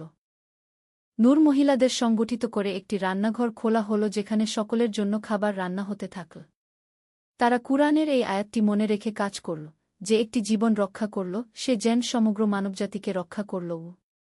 এই দুর্যোগের সময়ে গ্রামবাসীরা দেখল যে ইসলামের সত্যিকারের শিক্ষা কি। তারা বুঝল যে ধর্ম শুধু নামাজ রোজার মধ্যে সীমাবদ্ধ নয়, বরং এটি মানুষে মানুষে ভালোবাসা এবং সহানুভূতি সৃষ্টি করে। ত্রয়োদশ অধ্যায়, আত্মিক উন্নতি। বন্যার পরে গ্রামের মানুষের মধ্যে একটি নতুন চেতনা জাগল। তারা বুঝল যে জীবনটা খুবই ক্ষণস্থায়ী এবং আল্লাহর কাছে জবাবদিহি করতে হবে। একদিন সন্ধ্যায় গ্রামের একজন বয়স্ক ব্যক্তি, আবু তালেব চাচা, নূরের কাছে এলেন। তিনি বললেন, বেটি নূর, আমার বয়স হয়েছে। মৃত্যুর কথা ভাবলে মনটা অস্থির হয়ে যায়। আমি কিভাবে আল্লাহর কাছে প্রস্তুতি নেব? নূর চাচার কথা শুনে মর্মাহত হল। সে বলল, চাচা, মৃত্যুর ভয় পাওয়াটা স্বাভাবিক। কিন্তু একজন মুমিনের জন্য মৃত্যু ভয়ঙ্কর কিছু নয়। এটি পরপারে যাওয়ার একটি পথ মাত্র। নূর চাচাকে ইস্তিগফার, ক্ষমা প্রার্থনা এর গুরুত্ব সম্পর্কে বলল। চাচা, আপনি বেশি বেশি আস্তাগফিরুল্লাহ পড়ুন। আল্লাহ তায়ালা বলেছেন, তোমরা তোমাদের রবের কাছে ক্ষমা চাও, নিশ্চয় তিনি ক্ষমাশীল। নূর তাকে কবরের প্রশ্ন সম্পর্কেও বলল এবং শেখাল কিভাবে সেই প্রশ্নের উত্তর প্রস্তুত রাখতে হয়। 3টি মূল প্রশ্ন হবে, তোমার রব কে? তোমার দিন কি? তোমার নবী কে? এই প্রশ্নের উত্তর হল, আল্লাহ আমার রব, ইসলাম আমার দিন, মুহাম্মদ আমার নবী। চাচা নূরের কাছে নিয়মিত আসতে শুরু করলেন এবং আধ্যাত্মিক শিক্ষা নিতে লাগলেন। চতুর্দশ অধ্যায়, শিশুদের শিক্ষা। নূর বুঝল যে গ্রামের সবচেয়ে গুরুত্বপূর্ণ সম্পদ হল শিশুরা। তাদের সঠিক শিক্ষা দিতে পারলে ভবিষ্যৎ প্রজন্ম ভালো হবে। সে গ্রামের শিশুদের জন্য একটি মক্তব, ধর্মীয় প্রাথমিক বিদ্যালয় স্থাপন করল। সেখানে শিশুরা কুরআন শেখার পাশাপাশি সাধারণ শিক্ষাও পেতে থাকল। ছোট্ট আব্দুল্লাহ, 8 বছর বয়স, একদিন জিজ্ঞেস করল, নূর আপা, আল্লাহকে তো দেখা যায় না। তাহলে আমি কিভাবে জানব যে তিনি আছেন? নূর হেসে বলল, আব্দুল্লাহ, তুমি বাতাস দেখতে পাও না আপা গু? কিন্তু বাতাস যে আছে সেটা তুমি অনুভব কর, তাই না? গাছের পাতা নড়ে, তোমার চুল উড়ে। তেমনি আল্লাহকে চোখে দেখা যায় না, কিন্তু তার অস্তিত্বের প্রমাণ চারপাশে ছড়িয়ে আছে। সূর্যকে উঠায়, চাঁদকে আকাশে রাখে, ফুলকে এত সুন্দর করে বানায়। আব্দুল্লাহ বলল, আল্লাহ। ঠিক। এবং আল্লাহ আমাদের হৃদয়ের মধ্যে একটি বিশেষ অনুভূতি দিয়েছেন, যাকে বলে ঈমান। এই ঈমানের মাধ্যমে আমরা আল্লাহর অস্তিত্ব অনুভব করতে পারি। নূর শিশুদের খেলার ছলে ইসলামিক আদব-কায়দা শেখাত। যেমন খাওয়ার আগে বিসমিল্লাহ বলা, খাওয়ার পরে আলহামদুলিল্লাহ বলা, বড়দের সম্মান করা, ছোটদের আদর করা। পঞ্চদশ অধ্যায়, অর্থনৈতিক ন্যায়বিচার। নূর লক্ষ্য করল যে গ্রামে অর্থনৈতিক বৈষম্য রয়েছে। কিছু মানুষ খুব গরিব, আবার কিছু মানুষ তুলনামূলকভাবে ভালো অবস্থায় আছে। সে ইসলামের অর্থনৈতিক ব্যবস্থা সম্পর্কে মানুষদের শিক্ষা দিতে শুরু করল, বিশেষ করে জাকাতের গুরুত্ব সম্পর্কে। একদিন গ্রামের ধনী ব্যবসায়ী হাজী সাহেবের সাথে নূরের কথা হল। হাজী সাহেব বললেন, নূর আপা, আমি তো নামাজ রোজা করি, জাকাত দেওয়ার কি দরকার? নূর বলল, হাজী সাহেব, ইসলামের 5টি স্তম্ভ আছে: কালেমা, নামাজ, রোজা, হজ এবং জাকাত। জাকাত ইসলামের একটি মূল ভিত্তি। এটি শুধু দান নয়, এটি গরিবের অধিকার। নূর কুরআনের আয়াত উদ্ধৃত করল, আর তাদের ধনসম্পদে অভাবগ্রস্ত ও বঞ্চিতদের অধিকার রয়েছে। জাকাত দেওয়ার ফায়দা কি? হাজী সাহেব জিজ্ঞেস করলেন। নূর বলল, প্রথমত, জাকাত আপনার সম্পদকে পবিত্র করে। দ্বিতীয়ত, এটি আপনার মনের কার্পণ্য দূর করে। তৃতীয়ত, এটি সমাজে ভারসাম্য আনে। চতুর্থত, আল্লাহ তায়ালা প্রতিদান হিসেবে আপনার সম্পদে বরকত দেন। হাজী সাহেব রাজি হয়ে গেলেন। তিনি নিয়মিত জাকাত দিতে শুরু করলেন। নূর আরও বল যে ইসলামে সুদ হারাম এবং এর বিকল্প হিসেবে মুদারাবা, মুশারাকা ইত্যাদি ইসলামিক ব্যাংকিং পদ্ধতি রয়েছে। ষোড়শ অধ্যায়, পরিবেশ সংরক্ষণ। নূর দেখল যে গ্রামের পরিবেশ রক্ষার ব্যাপারে মানুষের সচেতনতা কম। নদীতে ময়লা আবর্জনা ফেলা হয়, গাছ কাটা হয় নির্বিচারে। একদিন জুমার খুতবায় নূর পরিবেশ সংরক্ষণ নিয়ে কথা বলল। সে বলল, ভাই ও বোনেরা, আল্লাহ তায়ালা আমাদের এই পৃথিবীর আমানতদার বানিয়েছেন। আমাদের দায়িত্ব হল এই পৃথিবীকে রক্ষা করা। নূর রাসূল শাহ এর একটি হাদিস উল্লেখ করল, যদি কিয়ামত এসে যায় আর তোমাদের কারো হাতে একটি চারাগাছ থাকে, তাহলে সে যেন সেটা রোপণ করে দেয়া। নূর বলল, এই হাদিস থেকে বোঝা যায় যে ইসলামে বৃক্ষরোপণ এবং পরিবেশ রক্ষা কতটা গুরুত্বপূর্ণ। তারপর থেকে গ্রামে একটি পরিবেশ সংরক্ষণ কমিটি গঠন হল। তারা নিয়মিত বৃক্ষরোপণ কর্মসূচি পালন করতে লাগল এবং নদীর পরিচ্ছন্নতা রক্ষা করতে লাগল। সপ্তদশ অধ্যায়, আন্তর্ধর্মীয় সম্প্রীতি। শান্তিগ্রামে মুসলমানদের পাশাপাশি কিছু হিন্দু ও খ্রিস্টান পরিবার বাস করত। নূর চাইল যে সকল ধর্মের মানুষের সাথে ভালো সম্পর্ক থাকুক। একদিন হিন্দু সম্প্রদায়ের পূজার দিনে কিছু মুসলিম যুবক গোলযোগ করার চেষ্টা করল। নূর সাথে সাথে তাদের থামাল। সে বলল, এটা কি করছ তোমরা? ইসলাম কি তোমাদের এই শিক্ষা দিয়েছে? যুবকরা বলল, কিন্তু আপা, ওরা তো কাফের। নূর গম্ভীরভাবে বলল, ইসলামে অন্য ধর্মের মানুষদের সাথে ভালো ব্যবহার করার কথা বলা হয়েছে।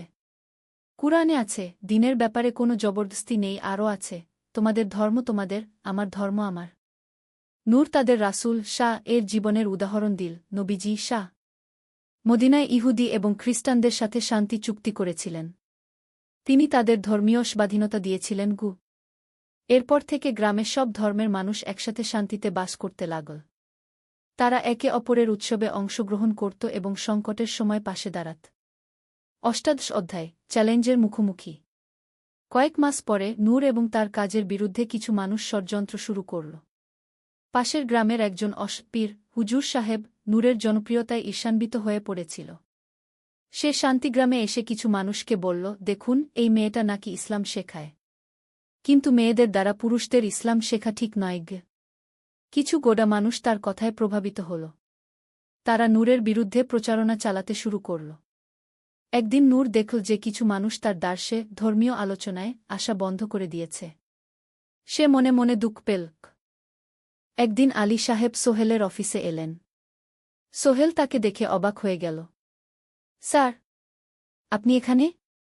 হ্যাঁ সোহেল, তোমার অফিস একবার দেখতে চাইলাম। খুব সুন্দর হয়েছে। আলী সাহেব পুরো অফিস ঘুরে দেখলেন, কর্মচারীদের সাথে কথা বললেন। তারপর সোহেলের রুমে এসে বসলেন। সোহেল, তুমি অনেক দূর এসেছ। মনে আছে ৭ বছর আগে তুমি যখন আমার অফিসে প্রথম এসেছিলে চা বানানোর কাজ করতে? হ্যাঁ স্যার, সব মনে আছে ইউ। আমি গর্বিত যে আমি তোমাকে একটা সুযোগ দিয়েছিলাম আর তুমি সেই সুযোগকে কাজে লাগিয়েছ। জানো সফলতার মূল সূত্র কি? কি স্যার? কঠোর পরিশ্রম, সততা আর হাল না ছাড়া। তোমার মধ্যে এই ৩টা গুণই আছে গু। সোহেল চোখে জল নিয়ে বলল, আপনি না থাকলে আজ আমি এখানে পৌঁছাতে পারতাম না স্যার। না সোহেল, আমি শুধু একটা দরজা খুলে দিয়েছিলাম। ভেতরে ঢুকে পথ তৈরি করেছ তুমি নিজে গু। আলী সাহেব চলে যাওয়ার আগে বললেন, আমার একটা বড় প্রজেক্ট আছে, একটা 20 ফ্লোর বিজনেস টাওয়ার। আমি চাই তুমি এই প্রজেক্টে আমার সাথে পার্টনার হও। ৫০-৫০। রাজি? সোহেল অবাক হয়ে গেল। এত বড় প্রজেক্ট? স্যার, আমার কি যথেষ্ট সামর্থ্য আছে? আছে। আমি বিশ্বাস করি সোহেল রাজি হয়ে গেল। এটা তার জীবনের সবচেয়ে বড় প্রজেক্ট হবে। ৫০ অধ্যায়, বড় চ্যালেঞ্জ। 20 ফ্লোর বিজনেস টাওয়ারের কাজ শুরু হল। এটা সোহেলের জীবনের সবচেয়ে বড় চ্যালেঞ্জ। প্রজেক্টের বাজেট প্রায় ১০ করোড় টাকা। সোহেলকে ৫ করোড় টাকা ইনভেস্ট করতে হবে। সোহেল তার সব সঞ্চয়ে, ব্যাংক লোন আর কিছু ইনভেস্টর থেকে টাকা জোগাড় করল। এটা একটা বিশাল ঝুঁকি। যদি প্রজেক্ট ব্যর্থ হয়, সব শেষ। মিনা চিন্তিত ছিল। সোহেল, এত বড় ঝুঁকি নেওয়া ঠিক হবে? মিনা, জীবনে বড় কিছু করতে হলে ঝুঁকি নিতে হয়। আমি এই সুযোগ হাতছাড়া করতে চাই না গিয়ে। কিন্তু যদি কিছু ভুল হয়? ভুল হবে না। আমি আলী সাহেবের সাথে আছি। উনি আমাকে গাইড করবেন। প্রজেক্ট শুরু হল। প্রথম ৬ মাস সব ভালোই চলছিল। কাজ সময়মতো হচ্ছে, বাজেট ঠিক আছে। কিন্তু ৭ মাসের মাথায় একটা বড় সমস্যা দেখা দিল। একজন প্রধান ইনভেস্টর হঠাৎ তার টাকা ফেরত চাইলেন।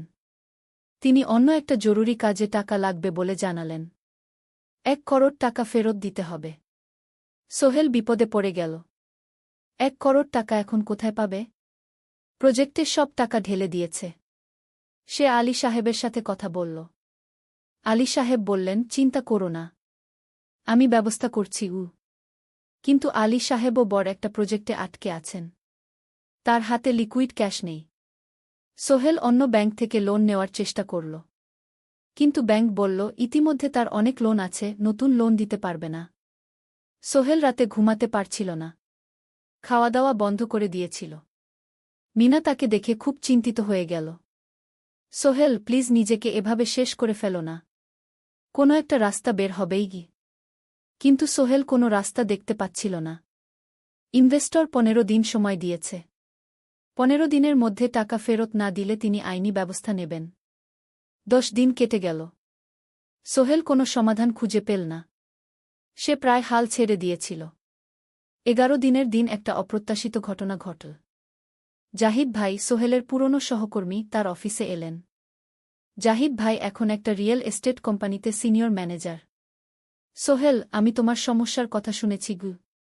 হ্যাঁ ভাই, আমি বিপদে পড়েছি আমি তোমাকে সাহায্য করতে চাই। আমার কিছু সঞ্চয় আছে, ৫ লাখ টাকা। তুমি নাও। সোহেল চোখে জল নিয়ে বলল, ভাই আমি কিছু বলার দরকার নেই। তুমি আমাকে অনেক কিছু শিখিয়েছ। তোমার কাছ থেকে পরিশ্রম আর সততা শিখেছি। এখন আমার পালা তোমাকে সাহায্য করার। জাহিদ ভাই চলে যাওয়ার পর আরও দুজন এলো। একজন সোহেলের পুরনো ক্লায়েন্ট, আরেকজন তার কর্মচারী। দুজন মিলে আরও ৮ লাখ টাকা দিল। করিম মামা ২০ লাখ টাকা ব্যবস্থা করলেন। তার কিছু বন্ধুদের কাছ থেকে ধার করে। মিনা তার সব গয়না বিক্রি করে ১০ লাখ টাকা দিল। সবাই মিলে প্রায় ৪৫ লাখ টাকা জোগাড় হল। বাকি ৬৫ লাখ টাকা সোহেল তার অফিসের সব অ্যাসেট বিক্রি করে আর একটা প্রাইভেট ফিন্যান্স কোম্পানি থেকে উচ্চ সুদে লোন নিয়ে ব্যবস্থা করল। ঠিক ১৪ দিনের দিন সোহেল ইনভেস্টরকে ১ করোড় টাকা ফেরত দিল। ইনভেস্টর টাকা নিয়ে চলে গেলেন। সোহেল তার অফিসে ফিরে এসে চেয়ারে বসে কাঁদল। এত চাপ, এত টেনশন, সব যেন একসাথে বের হয়ে এল। মিনা এসে তাকে জড়িয়ে ধরল। আমরা পেরেছি সোহেল, আমরা পেরেছি গু। ১৬ অধ্যায়, পুনরুদ্ধার। এই ঘটনার পর সোহেল আরও সাবধান হয়ে গেল। সে বুঝল ব্যবসায় শুধু সাহস নয়, বুদ্ধিও লাগে। ঝুঁকি নিতে হয়, কিন্তু হিসাব করে। প্রজেক্ট চলতে থাকল। এবার সোহেল আরও সতর্কতার সাথে সবকিছু পরিচালনা করল। প্রতিটা খরচ হিসাব করল, প্রতিটা সিদ্ধান্ত ভেবেচিন্তে নিল। আরও 1 বছর পর 20 ফ্লোর বিজনেস টাওয়ার সম্পন্ন হল। চমৎকার বিল্ডিং, শহরের অন্যতম সুন্দর ভবন। বিল্ডিংয়ের উদ্বোধন অনুষ্ঠানে শহরের মেয়র এলেন। অনেক ব্যবসায়ী, সাংবাদিক এল। সোহেলের নাম পত্রিকায় ছাপা হল।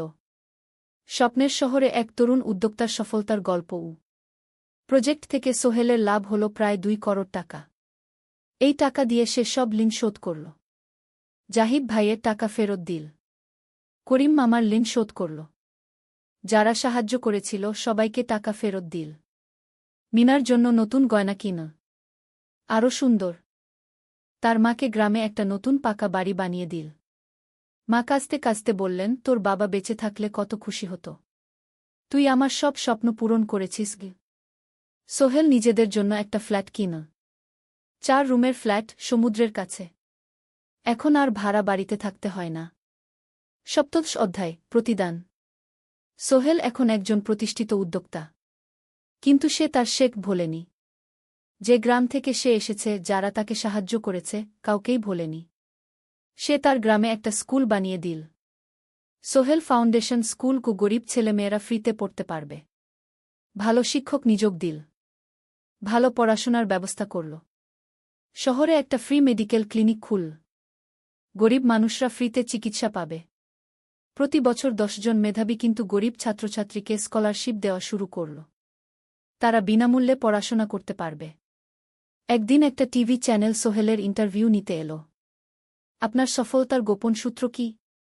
সোহেল একটু ভেবে বলল, কঠোর পরিশ্রম, সততা আর হাল না ছাড়া।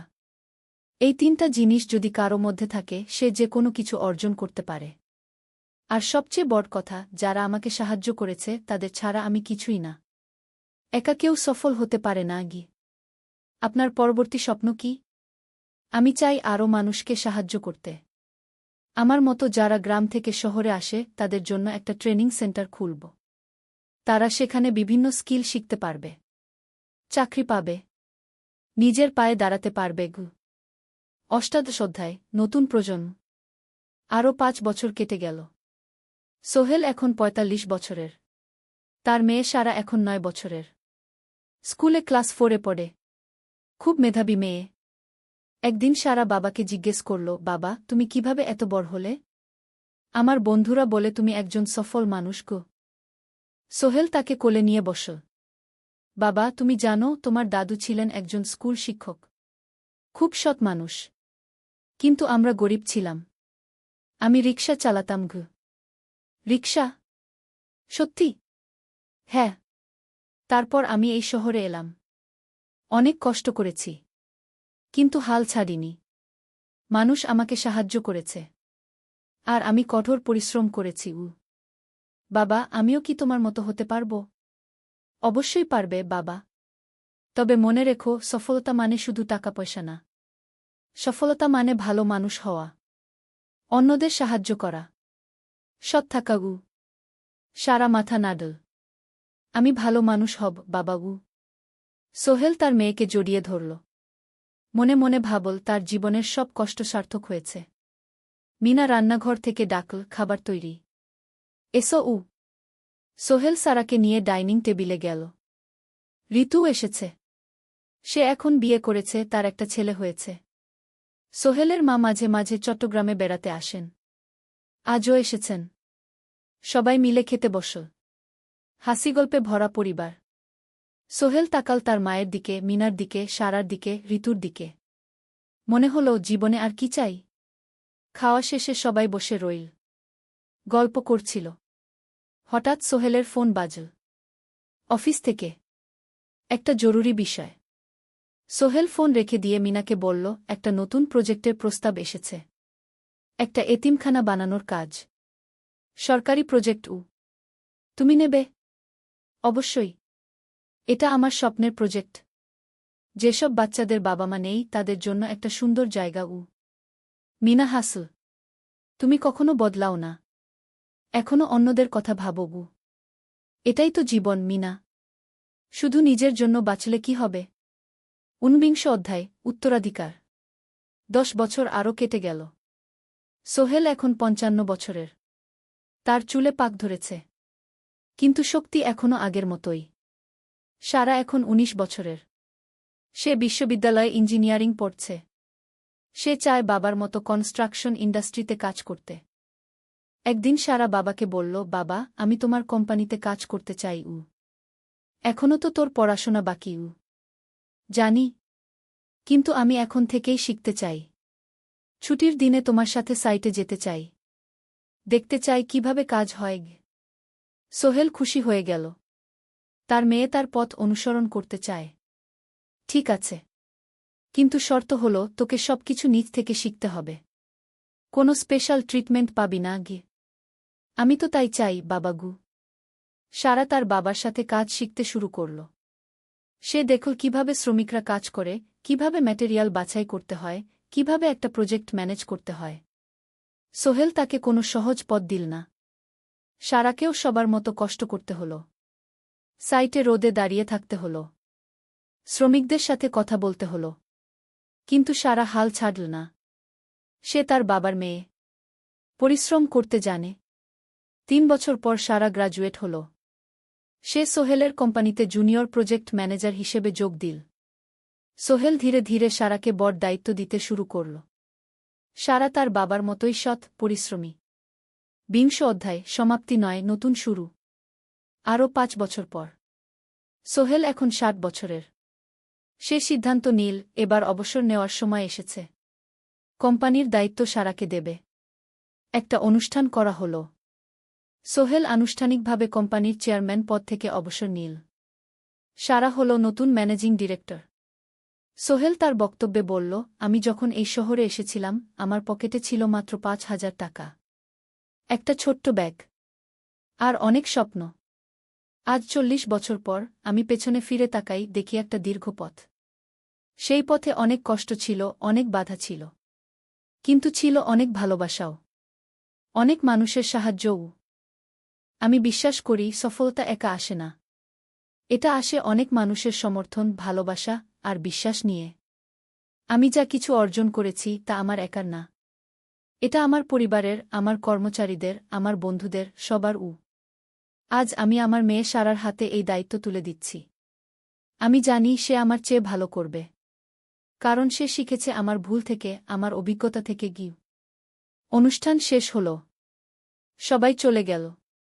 সোহেল আর মিনা অফিসে একা দাঁড়িয়ে রইল। মিনা, মনে আছে আমরা প্রথম কখন দেখা হয়েছিলাম? হ্যাঁ, তোমার সেই ছোট্ট মুদি দোকানে। তুমি বিস্কুট কিনতে এসেছিলে।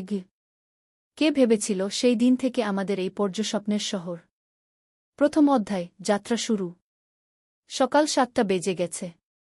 ঢাকার কমলাপুর রেলস্টেশনে মানুষের ভিড়। চারদিকে চা বিস্কুট বিক্রেতাদের চিৎকার, ট্রেনের হর্ন আর যাত্রীদের কোলাহল। এই বিশাল ভিড়ের মধ্যে একটা ছোট্ট ব্যাগ হাতে দাঁড়িয়ে আছে সোহেল। বয়স মাত্র 22। গায়ের রং শ্যামলা, চোখে স্বপ্নের ঝিলিক। ভাইজা, চট্টগ্রামের টিকিট আছে? সোহেল টিকিট কাউন্টারের সামনে দাঁড়িয়ে জিজ্ঞেস করল। আছে। 3 টাকা। কাউন্টারের লোকটা উত্তর দিল। সোহেল তার পকেট থেকে টাকা বের করল। মোট 5,000 টাকা। এই টাকা সে জমিয়েছে গত 3 বছরে রিকশা চালিয়ে। তার স্বপ্ন ছিল চট্টগ্রাম গিয়ে একটা ভালো চাকরি পাওয়া। গ্রামে আর থাকতে চায় না সে। বাবা মারা গেছেন 10 বছর আগে। মা আর ছোট বোন ঋতুকে নিয়ে সংসার চালাচ্ছিল রিকশা চালিয়ে। কিন্তু এভাবে তো আর সারা জীবন চলবে না। টিকিট কেটে সোহেল প্ল্যাটফর্মে এলো। ট্রেন ছাড়বে আর মাত্র 15 মিনিট পরে। সে একটা বেঞ্চে বসে পড়ল। ব্যাগটা বুকের কাছে চেপে ধরল। এই ব্যাগে আছে তার সব সম্পদ, কিছু কাপড়, একটা ছোট্ট ফটো ফ্রেমে বাবা মায়ের ছবি, আর কিছু টাকা। কোথায় যাচ্ছেন? পাশে বসা একজন বয়স্ক মানুষ জিজ্ঞেস করলেন। চট্টগ্রাম, কাকা। চাকরি খুঁজতে যাচ্ছি। কে? সোহেল বিনয়ের সাথে উত্তর দিল। ভালো। তবে শহরে সাবধানে থাকবেন। শহর মানে অনেক সুযোগ, কিন্তু অনেক ফাঁদও আছে। বয়স্ক লোকটা বললেন। সোহেল মাথা নাড়ল। সে জানে শহরের জীবন সহজ না। কিন্তু তার কোনো বিকল্প নেই। গ্রামে রিকশা চালিয়ে মাসে ৩,৫০০ টাকা আয় হতো। তার মধ্যে সংসার চালাতে হতো, বোনের স্কুলের খরচ দিতে হতো, মায়ের ওষুধের খরচ দিতে হতো। কিছুই বাঁচত না। আর এই জীবন থেকে বেরোনোর একটাই পথ, শহরে গিয়ে ভালো কাজ খুঁজে নেওয়া। সোহেল মনে মনে ভাবল তার বাবার কথা। বাবা ছিলেন একজন স্কুল শিক্ষক। খুব সৎ মানুষ ছিলেন। সবসময় বলতেন, সোহেল, তুই লেখাপড়া শিখে বড় মানুষ হবি। আমাদের পরিবারে আর কেউ বড় চাকরি করেনি। তুই করবি কি? কিন্তু বাবা যখন মারা গেলেন তখন সোহেল মাত্র এসএসসি পরীক্ষা দিয়েছে। ফলাফল ভালো হয়েছিল, জিপিএ অর্ধচতু। কিন্তু বাবার মৃত্যুর পর আর পড়া হল না। পরিবারের দায়িত্ব নিতে হল। ট্রেন ছাড়ল। সোহেল জানালার পাশে বসে বাইরে তাকাল। ধানক্ষেত, নদী, ছোট ছোট গ্রাম, সব পেছনে ফেলে ট্রেন এগিয়ে চল। সোহেলের মনে হল সে যেন তার পুরনো জীবনটাকেও পেছনে ফেলে আসছে। ট্রেনে একজন হকার এসে চা বিক্রি করছিল। সোহেল একটা চা কিনল। 10 টাকা। চা খেতে খেতে সে ভাবছিল, চট্টগ্রাম পৌঁছে কি হবে? করিম মামা তাকে সাহায্য করবেন তো? চাকরি পাওয়া যাবে তো? করিম মামা আসলে সোহেলের খুব দূর সম্পর্কের মামা। সোহেলের দাদির বোনের ছেলে। অনেক বছর আগে গ্রাম ছেড়ে চট্টগ্রামে চলে গিয়েছিলেন। সেখানে একটা কনস্ট্রাকশন কোম্পানিতে কাজ করেন। বছরে একবার দুবার গ্রামে আসতেন। গত বছর যখন এসেছিলেন তখন সোহেলের মাকে বলেছিলেন সোহেলকে চট্টগ্রাম পাঠান। আমি একটা কাজের ব্যবস্থা করে দেব। সেই কথাতেই ভরসা করে সোহেল আজ এই যাত্রা। দ্বিতীয় অধ্যায়, নতুন শহর। চট্টগ্রাম পৌঁছাতে প্রায় 6 ঘণ্টা লেগে গেল। দুপুর 1টা বাজে। সোহেল স্টেশন থেকে বের হয়ে শহরের রাস্তায় দাঁড়াল। কি বিশাল শহর! এত গাড়ি, এত মানুষ। চারদিকে উঁচু উঁচু বিল্ডিং, দোকানপাট, মানুষের ভিড়। সোহেল কিছুক্ষণ দাঁড়িয়ে থাকল সব কিছু দেখতে দেখতে। তার মনে হচ্ছিল সে যেন অন্য কোনো পৃথিবীতে এসে পড়েছে। তার পকেটে একটা ছোট্ট কাগজ আছে। সেখানে লেখা একটা ঠিকানা, করিম মিয়া, বাড়ি নং 23, রোড নং 5, আগ্রাবাদ, চট্টগ্রামকে। সোহেল একটা রিকশা ডাকল। কত নেবেন আগ্রাবাদ যেতে? 50 টাকা গু। সোহেল রিকশায় উঠল। রাস্তার দুধারে দোকান, মার্কেট, অফিস, সব কিছু দেখতে দেখতে সে অবাক হয়ে গেল। এত বড় শহর, এত কিছু! গ্রামের সেই ছোট্ট বাজারের সাথে কোনো তুলনাই হয় না।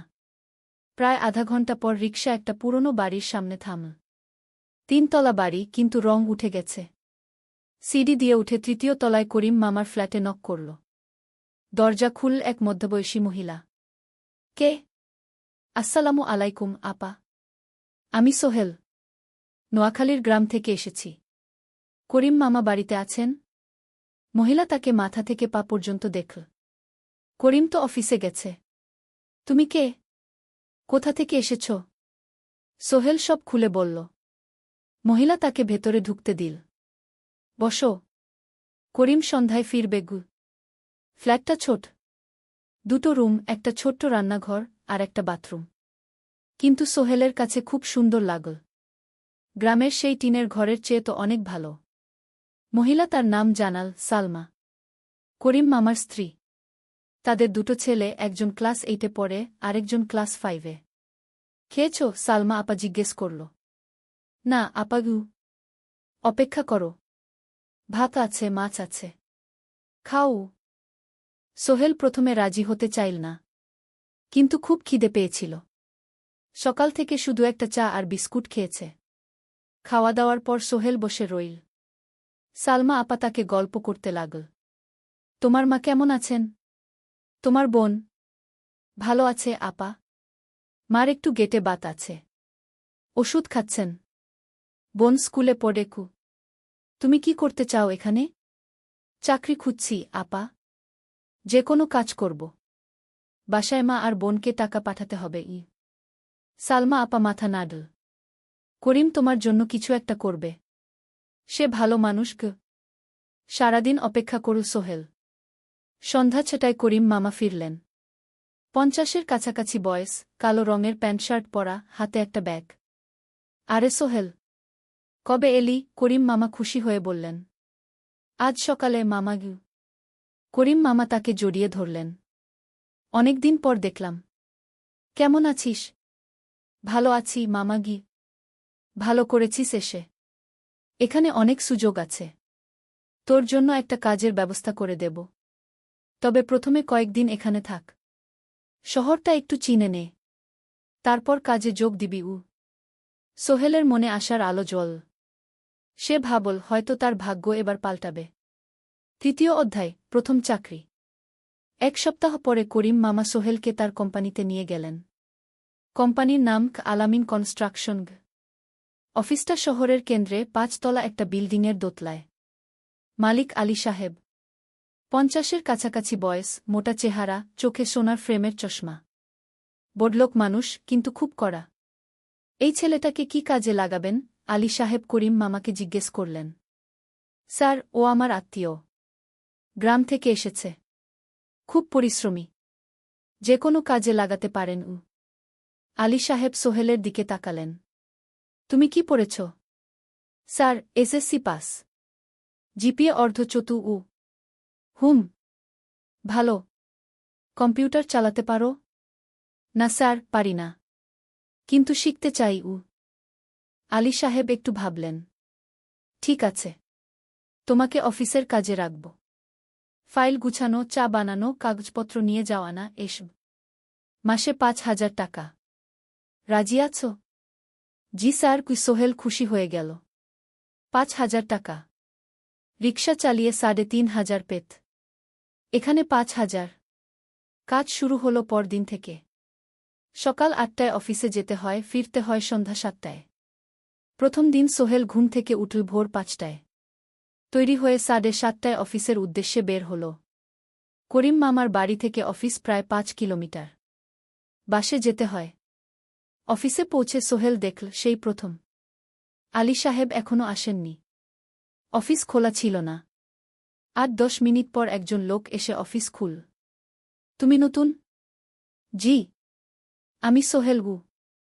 আমি জাহিদ, অ্যাসিস্ট্যান্ট ম্যানেজার। এসো। জাহিদ ভাই সোহেলকে সব কিছু দেখাল। অফিসে মোট ৬ জন কর্মচারী। ২ জন ইঞ্জিনিয়ার, একজন অ্যাকাউন্ট্যান্ট, একজন অ্যাসিস্ট্যান্ট ম্যানেজার, জাহিদ ভাই, একজন রিসেপশনিস্ট, আর এখন সোহেল। সোহেলের কাজ শুরু হল চা বানানো দিয়ে। তারপর অফিস পরিষ্কার করা, ফাইল গুছানো, কাগজপত্র এক জায়গা থেকে আরেক জায়গায় নিয়ে যাওয়া। কাজ কঠিন না, কিন্তু সারাদিন দৌড়ঝাঁপ করতে হয়। দুপুরে খাবারের জন্য আধা ঘণ্টা বিরতি। সোহেল একটা ছোট হোটেলে গিয়ে ভাতডাল তরকারি খেল। ৫০ টাকা। সন্ধ্যায় অফিস বন্ধ হল। সোহেল ক্লান্ত হয়ে বাসায় ফিরল। কেমন লাগল প্রথম দিন? করিম মামা জিজ্ঞেস করলেন। ভালো মামা। অনেক কিছু শিখলাম। প্রথম মাসের শেষে সোহেল বেতন পেল ৫,০০০ টাকা। সে ৩,০০০ টাকা মাকে পাঠাল। মা ফোনে কাঁদতে লাগলেন। আল্লাহ তোকে ভালো রাখুক সোহেল। সোহেলের চোখেও জল এল। তার মনে হল সে একটা বড় কাজ করতে পেরেছে। চতুর্থ অধ্যায়, শহরের জীবন। ৩ মাস কেটে গেল। সোহেল এখন শহরের সাথে মিশে গেছে। প্রতিদিন অফিসে যাওয়া আসার পথে সে দেখে হাজারো মানুষের জীবন। কেউ সফল, কেউ ব্যর্থ। কিন্তু সবাই চলছে নিজের পথে। সোহেল অফিসের কাজের পাশাপাশি কম্পিউটার শেখার চেষ্টা করছে। অফিসে একটা কম্পিউটার আছে। যখন কেউ ব্যবহার করে না, তখন সোহেল একটু একটু শিখার চেষ্টা করে। জাহিদ ভাই তাকে সাহায্য করেন। সোহেল, তুমি যদি কম্পিউটার ভালোভাবে শিখতে পারো, তাহলে তোমার ভবিষ্যৎ উজ্জ্বল। জাহিদ ভাই একদিন বললেন। কিভাবে শিখব ভাই? ট্রেনিং সেন্টারে যাও। সন্ধ্যায় ক্লাস আছে। মাসে ২,০০০ টাকা লাগবে। সোহেল ভাবল, ২,০০০ টাকা অনেক। কিন্তু এটা বিনিয়োগ। ভবিষ্যতের জন্য। সে একটা ট্রেনিং সেন্টারে ভর্তি হল। সপ্তাহে ৩ দিন, সন্ধ্যা ৭:৩০ থেকে রাত ৯টা পর্যন্ত ক্লাস। কম্পিউটারের basic, Word, Excel, PowerPoint, internet ব্যবহার। একদিন অফিস থেকে ফেরার সময় সোহেল একটা দোকানে চা খেতে গেল। দোকানের পাশেই একটা ছোট্ট মুদি দোকান। সেখানে একটা মেয়ে বসে আছে। বয়স হবে ২০-এর কাছাকাছি। সাদাসিধে চেহারা, সাদা শাড়ি পরা, কিন্তু চোখে এক ধরনের দৃঢ়তা। ভাইজা, এক প্যাকেট বিস্কুট দেন কি? সোহেল বলল। মেয়েটা বিস্কুট দিল। ২০ টাকা। সোহেল টাকা দিয়ে যাচ্ছিল, হঠাৎ মেয়েটা বলল, আপনি নতুন এসেছেন এই এলাকায়, তাই না? হ্যাঁ, 3 মাস হল। কিভাবে বুঝলেন? আপনার চেহারা দেখেই বোঝা যায়। এখনও গ্রামের ছোঁয়া আছে। আর আপনি প্রতিদিন এই পথ দিয়ে যান। দেখেছি কি মেয়েটা হাসল। সোহেলও হেসে ফেল। আপনি খুব পর্যবেক্ষক মনে হচ্ছে গি। জীবনে অনেক কিছু দেখেছি। তাই মানুষকে চিনতে শিখেছি গি। আপনার নাম? মিনা। এই দোকান আমার বাবার। উনি অসুস্থ, তাই আমি দেখছি গু। সেদিন থেকে সোহেল প্রায়ই সেই দোকানে যেতে শুরু করল। মিনার সাথে গল্প করত। ধীরে ধীরে তাদের মধ্যে একটা বন্ধুত্ব তৈরি হল। মিনাও তার জীবনের গল্প বলল। মিনার মা মারা গেছেন যখন সে মাত্র 7 বছরের। বাবা আব্দুল হামিদ একা হাতে মিনাকে বড় করেছেন। মুদি দোকান দিয়ে সংসার চালান। মিনা কলেজে পড়ে, অনার্স 2nd ইয়ার। সকালে কলেজে যায়, দুপুরে ফিরে এসে দোকান সামলায়। বাবার হার্টের সমস্যা আছে, তাই ভারী কাজ করতে পারেন না। তোমার স্বপ্ন কি? একদিন সোহেল জিজ্ঞেস করল। গ্র্যাজুয়েশন শেষ করে একটা ভালো চাকরি করব। তারপর বাবাকে ভালো চিকিৎসা করাব। তুমি? আমিও চাকরি করে পরিবারকে ভালোভাবে দেখভাল করতে চাই। মা আর বোনকে নিয়ে শহরে আনব একদিন ঘু। দুজনেই নিজেদের স্বপ্নের কথা বলতে গিয়ে বুঝল তাদের স্বপ্ন অনেকটা একই রকম। 5ম অধ্যায়, বিপদ। 6 মাস কেটে গেল। সোহেল এখন আলী সাহেবের খুব প্রিয় কর্মচারী।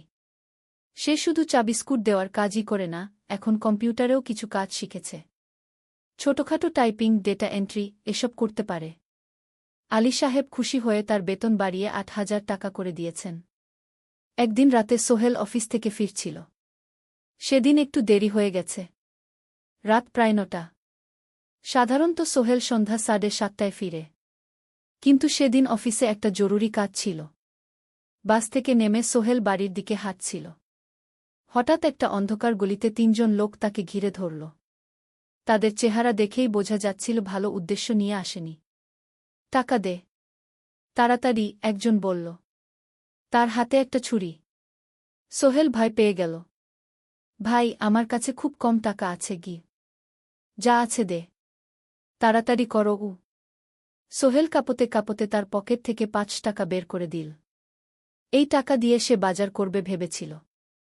কিন্তু ছিনতাইকারীরা সন্তুষ্ট হল না। শুধু 5 টাকা? তোর ব্যাগে কি আছে? তারা সোহেলের ব্যাগ কেড়ে নিল। ব্যাগে ছিল তার মোবাইল, কম্পিউটার ট্রেনিং সেন্টারের সার্টিফিকেট আর কিছু গুরুত্বপূর্ণ কাগজপত্র। না ভাই, ব্যাগটা ফেরত দেন। ওতে আমার জরুরি জিনিস আছে। মোবাইল নিয়ে নেন, কিন্তু ব্যাগটা দেন গু। কিন্তু ওরা শুনল না। একজন সোহেলকে জোরে ধাক্কা দিল। সোহেল পড়ে গেল। মাথা রাস্তার কংক্রিটে ধাক্কা লেগে গেল। রক্ত বের হল। 3জন দৌড়ে পালিয়ে গেল। কিছুক্ষণ সোহেল অজ্ঞান হয়ে পড়ে রইল। তারপর ধীরে ধীরে জ্ঞান ফিরল। মাথায় প্রচণ্ড ব্যথা। সে উঠে দাঁড়ানোর চেষ্টা করল, কিন্তু মাথা ঘুরছিল। কোনোমতে একটা দেয়াল ধরে দাঁড়াল। একজন পথচারী তাকে দেখে থামল। কি হয়েছে ভাই? ছিনতাই হয়েছে গি।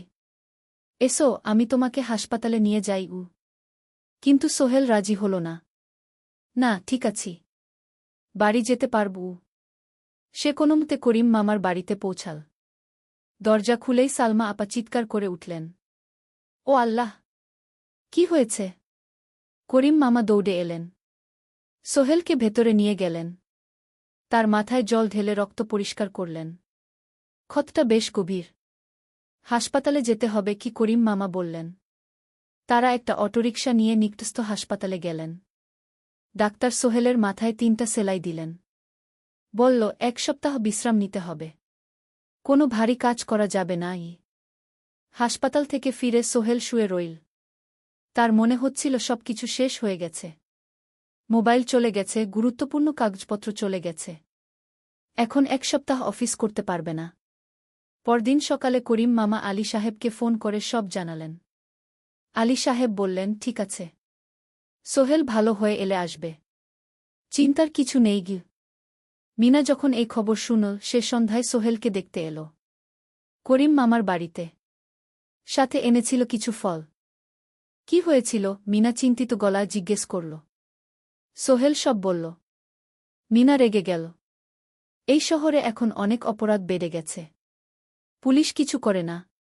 তুমি পুলিশে রিপোর্ট করেছ? না। লাভ নেই। তবুও করা উচিত। তোমার মোবাইলটা হয়তো খুঁজে পাওয়া যাবে কি। করিম মামা সোহেলকে নিয়ে পুলিশ স্টেশনে গেলেন। জেনারেল ডায়েরি করলেন। কিন্তু পুলিশ খুব একটা আশা দিল না। দেখি কিছু করা যায় কিনা গু। সোহেল বুঝল মোবাইল আর ফিরবে না। সেই এক সপ্তাহ সোহেলের জীবনের সবচেয়ে কঠিন সময় ছিল। সে শুধু শারীরিকভাবেই ক্ষতিগ্রস্ত হয়নি, মানসিকভাবেও ভেঙে পড়েছিল। প্রতিরাতে দুঃস্বপ্ন দেখত। সেই ৩ জন ছিনতাইকারীর মুখ ভুলতে পারছিল না। মিনা প্রায় প্রতিদিন আসত। তাকে সাহস দিত। তুমি হাল ছেড়ো না সোহেল। জীবনে এরকম খারাপ সময় আসে। কিন্তু এটা কাটিয়ে ওঠাই হলো আসল বীরত্ব। সোহেলের মা গ্রাম থেকে ফোন করতেন। করিম মামার মোবাইল থেকে। তুই ভালো আছিস তো? সোহেল মাকে সব সত্যি বলেনি। শুধু বলেছে, হ্যাঁ মা, ভালো আছি। একটু জ্বর হয়েছিল। এখন ভালো। ১ সপ্তাহ পর সোহেল আবার অফিসে গেল। আলী সাহেব তাকে দেখে খুশি হলেন। কেমন আছো? ভালো আছি স্যার। ঠিক আছে। তবে প্রথম কয়েকদিন হালকা কাজ করবে গু। সোহেল আবার কাজে মন দিল। কিন্তু একটা জিনিস তাকে খুব কষ্ট দিচ্ছিল, তার মোবাইল নেই। মায়ের সাথে কথা বলতে পারছে না নিয়মিত। করিম মামার মোবাইল চাইতে সংকোচ লাগে। একদিন জাহিদ ভাই তাকে ডাকলেন। সোহেল, আমার একটা পুরনো মোবাইল আছে। তুমি ব্যবহার করো? না ভাই, আমি নাও। আমার কাজে লাগছে না। তুমি রাখো গু। সোহেল কৃতজ্ঞতায় প্রায় কেঁদে ফেল। ধন্যবাদ ভাই। মোবাইল পেয়ে সোহেল প্রথমেই মাকে ফোন করল। মা খুব খুশি হলেন। এতদিন ফোন করিসনি কেন? মা, মোবাইলটা নষ্ট হয়ে গিয়েছিল। নতুন নিয়েছি। মায়ের গলায় স্বস্তি ফুটে উঠল। ৬ষ্ঠ অধ্যায়, নতুন সুযোগ। আরও ৩ মাস কেটে গেল। সোহেল পুরোপুরি সুস্থ হয়ে গেছে। তার জীবন আবার স্বাভাবিক হয়ে এসেছে। সে এখন কম্পিউটার ট্রেনিং শেষ করেছে। সার্টিফিকেট পেয়েছে। কিন্তু একটা ঘটনা তার জীবনে বড় পরিবর্তন নিয়ে এল। একদিন সকালে আলী সাহেব তাকে ডাকলেন। সোহেল, বসো। সোহেল বসল। মনে একটু ভয় লাগছিল। আলী সাহেব কি তাকে বকবেন? সোহেল, তুমি তো এখন কম্পিউটার চালাতে পারো? জি স্যার, একটু একটু শিখেছি। ভালো। আমি তোমার কাজ দেখছি। তুমি খুব পরিশ্রমী। আর সৎ। আমাদের কোম্পানিতে এরকম মানুষের দরকার গু। সোহেল কিছু বুঝতে পারছিল না। আমি তোমাকে একটা সুযোগ দিতে চাই। আমাদের কোম্পানি একটা ট্রেনিং প্রোগ্রাম চালু করছে নতুন কর্মচারীদের জন্য। ৬ মাসের কোর্স। কম্পিউটার, অ্যাকাউন্টিং, ভবন নির্মাণের হিসাব নিকাশ, প্রজেক্ট ম্যানেজমেন্ট সব শিখবে। কোম্পানি সব খরচ দেবে। ট্রেনিংয়ের সময় তোমার বেতনও চলবে। রাজি আছো? সোহেল বিশ্বাস করতে পারছিল না। স্যার, সত্যি? আমাকে এত বড় সুযোগ দিচ্ছেন? হ্যাঁ। তুমি ভালো ছেলে, পরিশ্রমী। আমি তোমাকে এগিয়ে দিতে চাই। ভবিষ্যতে তুমি এই কোম্পানির একজন গুরুত্বপূর্ণ কর্মচারী হবে। সোহেল কৃতজ্ঞতায় প্রায় কেঁদে ফেল। ধন্যবাদ স্যার। আমি কঠোর পরিশ্রম করব। আমি জানি। সেদিন সন্ধ্যায় সোহেল মিনার দোকানে গেল। মিনাকে খবরটা দিল। মিনা খুব খুশি হল। তার চোখে জল এসে গেল। তুমি পারবে সোহেল। আমি জানি। সোহেল তার মা আর বোনকেও ফোন করে খবরটা দিল। মা কাঁদতে লাগলেন। তোর বাবা বেঁচে থাকলে কত খুশি হতো। ট্রেনিং শুরু হলো পরের মাস থেকে। প্রতিদিন সকালে ৩ ঘন্টা ক্লাস, তারপর বাকি সময় অফিসের কাজ। ক্লাসে ৫ জন নতুন কর্মচারী। সবাই তরুণ, উৎসাহী। শিক্ষক ছিলেন একজন অভিজ্ঞ ইঞ্জিনিয়ার। নাম রহিম স্যার। তিনি খুব ভালোভাবে সব কিছু বুঝাতেন। কম্পিউটার, অ্যাকাউন্টিং, এক্সেলে জটিল ক্যালকুলেশন, প্রজেক্টের বাজেট তৈরি, সময় ব্যবস্থাপনা সব। সোহেল পুরো মনোযোগ দিয়ে শিখতে লাগল। সন্ধ্যায় বাড়ি ফিরে প্র্যাকটিস করত। করিম মামার ছেলের কাছ থেকে একটা ল্যাপটপ ধার নিত কখনো কখনো। ৬ মাস পরে ট্রেনিং শেষ হল। সবাই সার্টিফিকেট পেল। আলী সাহেব একটা অনুষ্ঠান করলেন। সোহেল সেরা পারফর্মার হিসেবে একটা বিশেষ পুরস্কার পেল, ৫,০০০ টাকা বোনাস। আলী সাহেব ঘোষণা করলেন, সোহেল, আজ থেকে তুমি আমাদের জুনিয়র অ্যাকাউন্ট অ্যাসিস্ট্যান্ট। তোমার বেতন ১৫,০০০ টাকা গু। সোহেল অবাক হয়ে গেল। ৮,০০০ থেকে ১৫,০০০, প্রায় দ্বিগুণ। সেদিন রাতে সোহেল ঘুমাতেই পারল না। খুশিতে, উত্তেজনায় তার চোখে ঘুম নেই। সে ভাবল তার জীবন কিভাবে বদলে যাচ্ছে। ২ বছর আগে যে রিকশা চালাত, আজ সে একটা নামকরা কোম্পানির অ্যাকাউন্ট অ্যাসিস্ট্যান্ট। ৭ম অধ্যায়, প্রেম ও প্রস্তাব। ১.৫ বছর হয়ে গেল সোহেলের চট্টগ্রাম আসার। সে এখন একজন সফল যুবক। তার মা গ্রামে খুব খুশি। প্রতি মাসে সোহেল ১০,০০০ টাকা পাঠায়। ছোট বোন ঋতু এখন কলেজে ভর্তি হয়েছে সোহেলের পাঠানো টাকায়। মায়ের চিকিৎসাও ভালোভাবে হচ্ছে। মিনার সাথে সোহেলের সম্পর্ক এখন আর শুধু বন্ধুত্ব নয়। দুজন দুজনকে ভালোবাসে। কিন্তু কেউ কাউকে সরাসরি বলার সাহস পায়নি। প্রতিদিন দেখা হয়, গল্প হয়, কিন্তু সেই একটা কথা বলা হয়ে ওঠে না। একদিন শুক্রবার ছুটির দিন। সোহেল মিনাকে বলল, আজ কি একটু ঘুরতে যাবে? কোথায়? পতেঙ্গা বিচ। তুমি কি কখনো গেছ? না। কিন্তু আমার দোকান গু। শুক্রবার।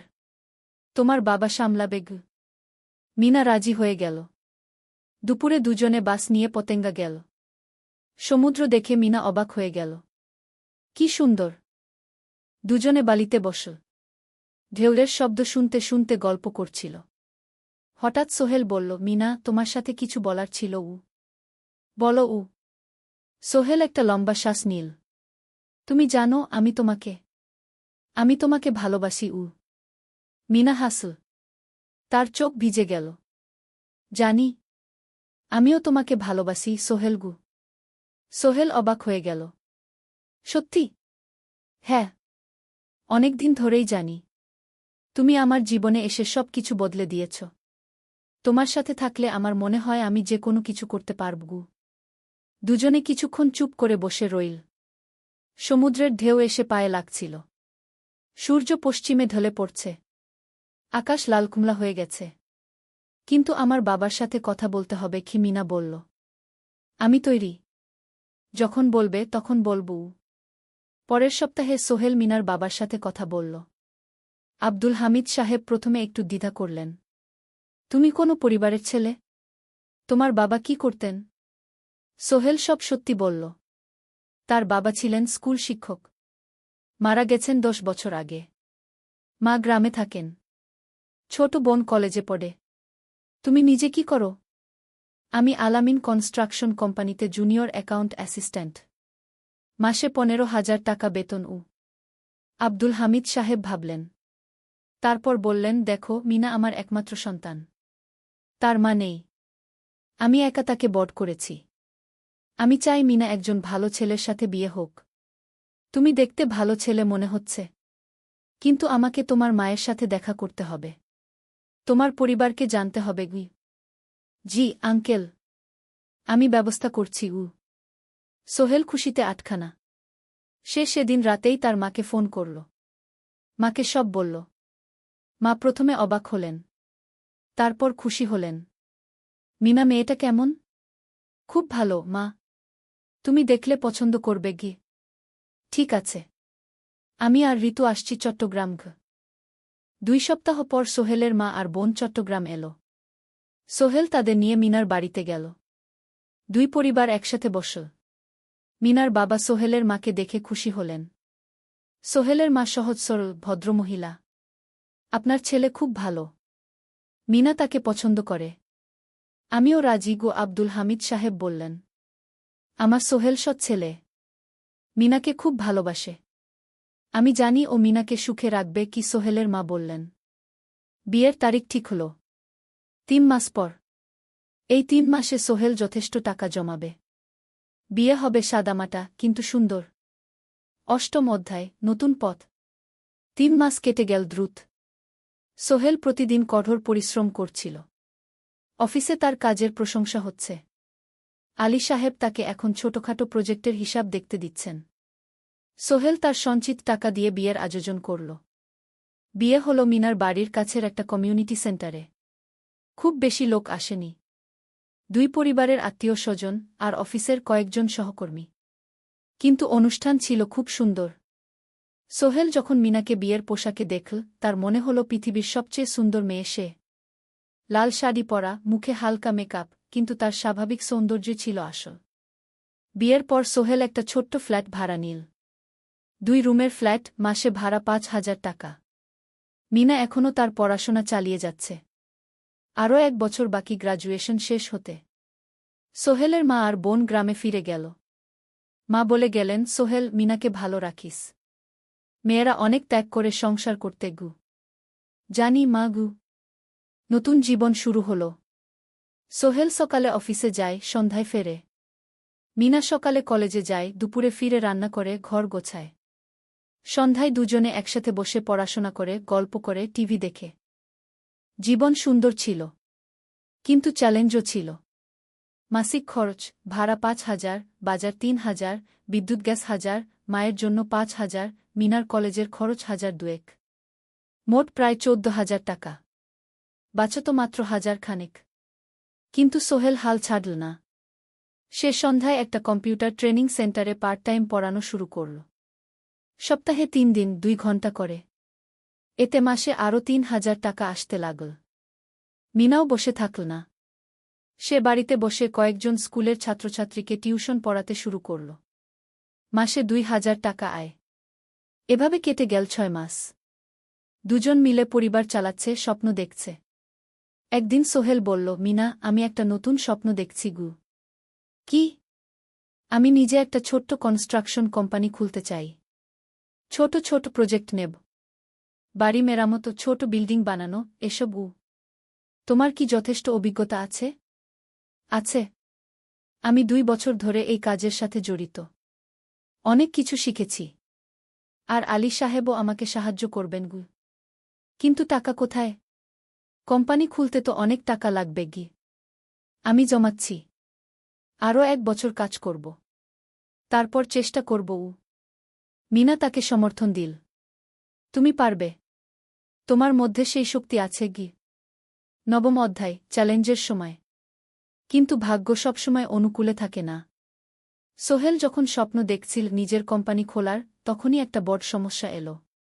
আলী সাহেবের কোম্পানি একটা বড় প্রজেক্ট পেয়েছিল। একটা 10তলা বিল্ডিং বানানোর কাজ। কিন্তু প্রজেক্টের প্রধান ইনভেস্টর হঠাৎ পালিয়ে গেল। তিনি কোম্পানির কাছ থেকে প্রায় 50 লাখ টাকা নিয়ে গেছেন, কিন্তু কাজ শেষ হয়নি। কোম্পানি বড় ক্ষতির মুখে পড়ল। আলী সাহেব অনেক কর্মচারীকে ছাঁটাই করতে বাধ্য হলেন। প্রায় 10 জনকে চাকরি থেকে বাদ দিলেন। বাকিদের বেতন কমাতে হল। সোহেলকে আলী সাহেব ডেকে বললেন, সোহেল, আমি তোমাকে রাখতে চাই। তুমি বিশ্বস্ত কর্মচারী। কিন্তু তোমার বেতন কমাতে হবে। 15,000 থেকে 10,000। সোহেল মনে মনে চিন্তায় পড়ে গেল। 10,000 টাকায় সংসার চলবে কিভাবে? মায়ের খরচ, ভাড়া, বাজার, সব মিলিয়ে তো 14,000 টাকা লাগে। কিন্তু সে কিছু বলল না। ঠিক আছে স্যার। বাড়ি ফিরে সোহেল মিনাকে সব বলল। মিনা চিন্তিত হয়ে গেল। এখন কি হবে? চিন্তা করো না। আমি পার্ট টাইম টিউশনির সময় বাড়াব। আর তুমিও বেশি করে টিউশন নাও। কিন্তু আমার তো পড়াশোনাও আছে গি। জানি। কিন্তু এখন এটাই করতে হবে গু। সোহেল সন্ধ্যায় আরও 2টো জায়গায় পার্ট টাইম কাজ খুঁজল। একটা দোকানে সন্ধ্যায় হিসাব দেখার কাজ পেল। মাসে 2,000 টাকা। আরেকটা জায়গায় সপ্তাহান্তে কম্পিউটার রিপেয়ারের কাজ পেল। মাসে 1,500 টাকা। মিনাও 3 জন নতুন স্টুডেন্ট নিল টিউশনে। তার আয় বাড়ল 2,000 থেকে 3,500-এ। কঠিন সময় ছিল। সোহেল সকাল 8টায় অফিসে যেত, সন্ধ্যা 6টায় ফিরত। তারপর একটু বিশ্রাম নিয়ে 7:30টায় বের হতো পার্ট টাইম কাজে।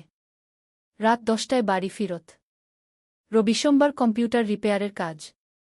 মিনাও সকালে কলেজে যেত, দুপুরে ফিরে রান্না করত, তারপর বিকেলে টিউশন পড়াত। রাতে খাওয়া দাওয়ার পর পড়াশোনা করত। দুজনেরই শরীর খারাপ হতে শুরু করল। সোহেল একদিন অফিসে অজ্ঞান হয়ে পড়ে গেল। ডাক্তার দেখাতে নিয়ে গেল। ডাক্তার বলল, অতিরিক্ত পরিশ্রম।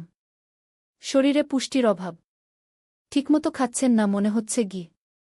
সত্যি কথা, খরচ বাঁচাতে সোহেল আর মিনা অনেক সময় কম খেত। মাংস মাছ কিনত সপ্তাহে একদিন। বাকি সময় শাকসবজি ডাল। মিনা সোহেলকে বলল, আর নয় সোহেল, তুমি এভাবে নিজেকে শেষ করে ফেলছ। আমার পড়াশোনা বন্ধ করে দিই। আমি ফুল টাইম চাকরি করি গিয়ে।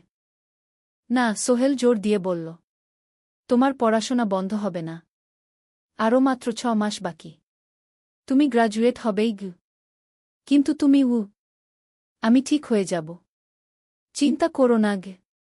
কিন্তু পরিস্থিতি আরও খারাপ হলো যখন সোহেলের মায়ের অসুখ হল। হার্টের সমস্যা।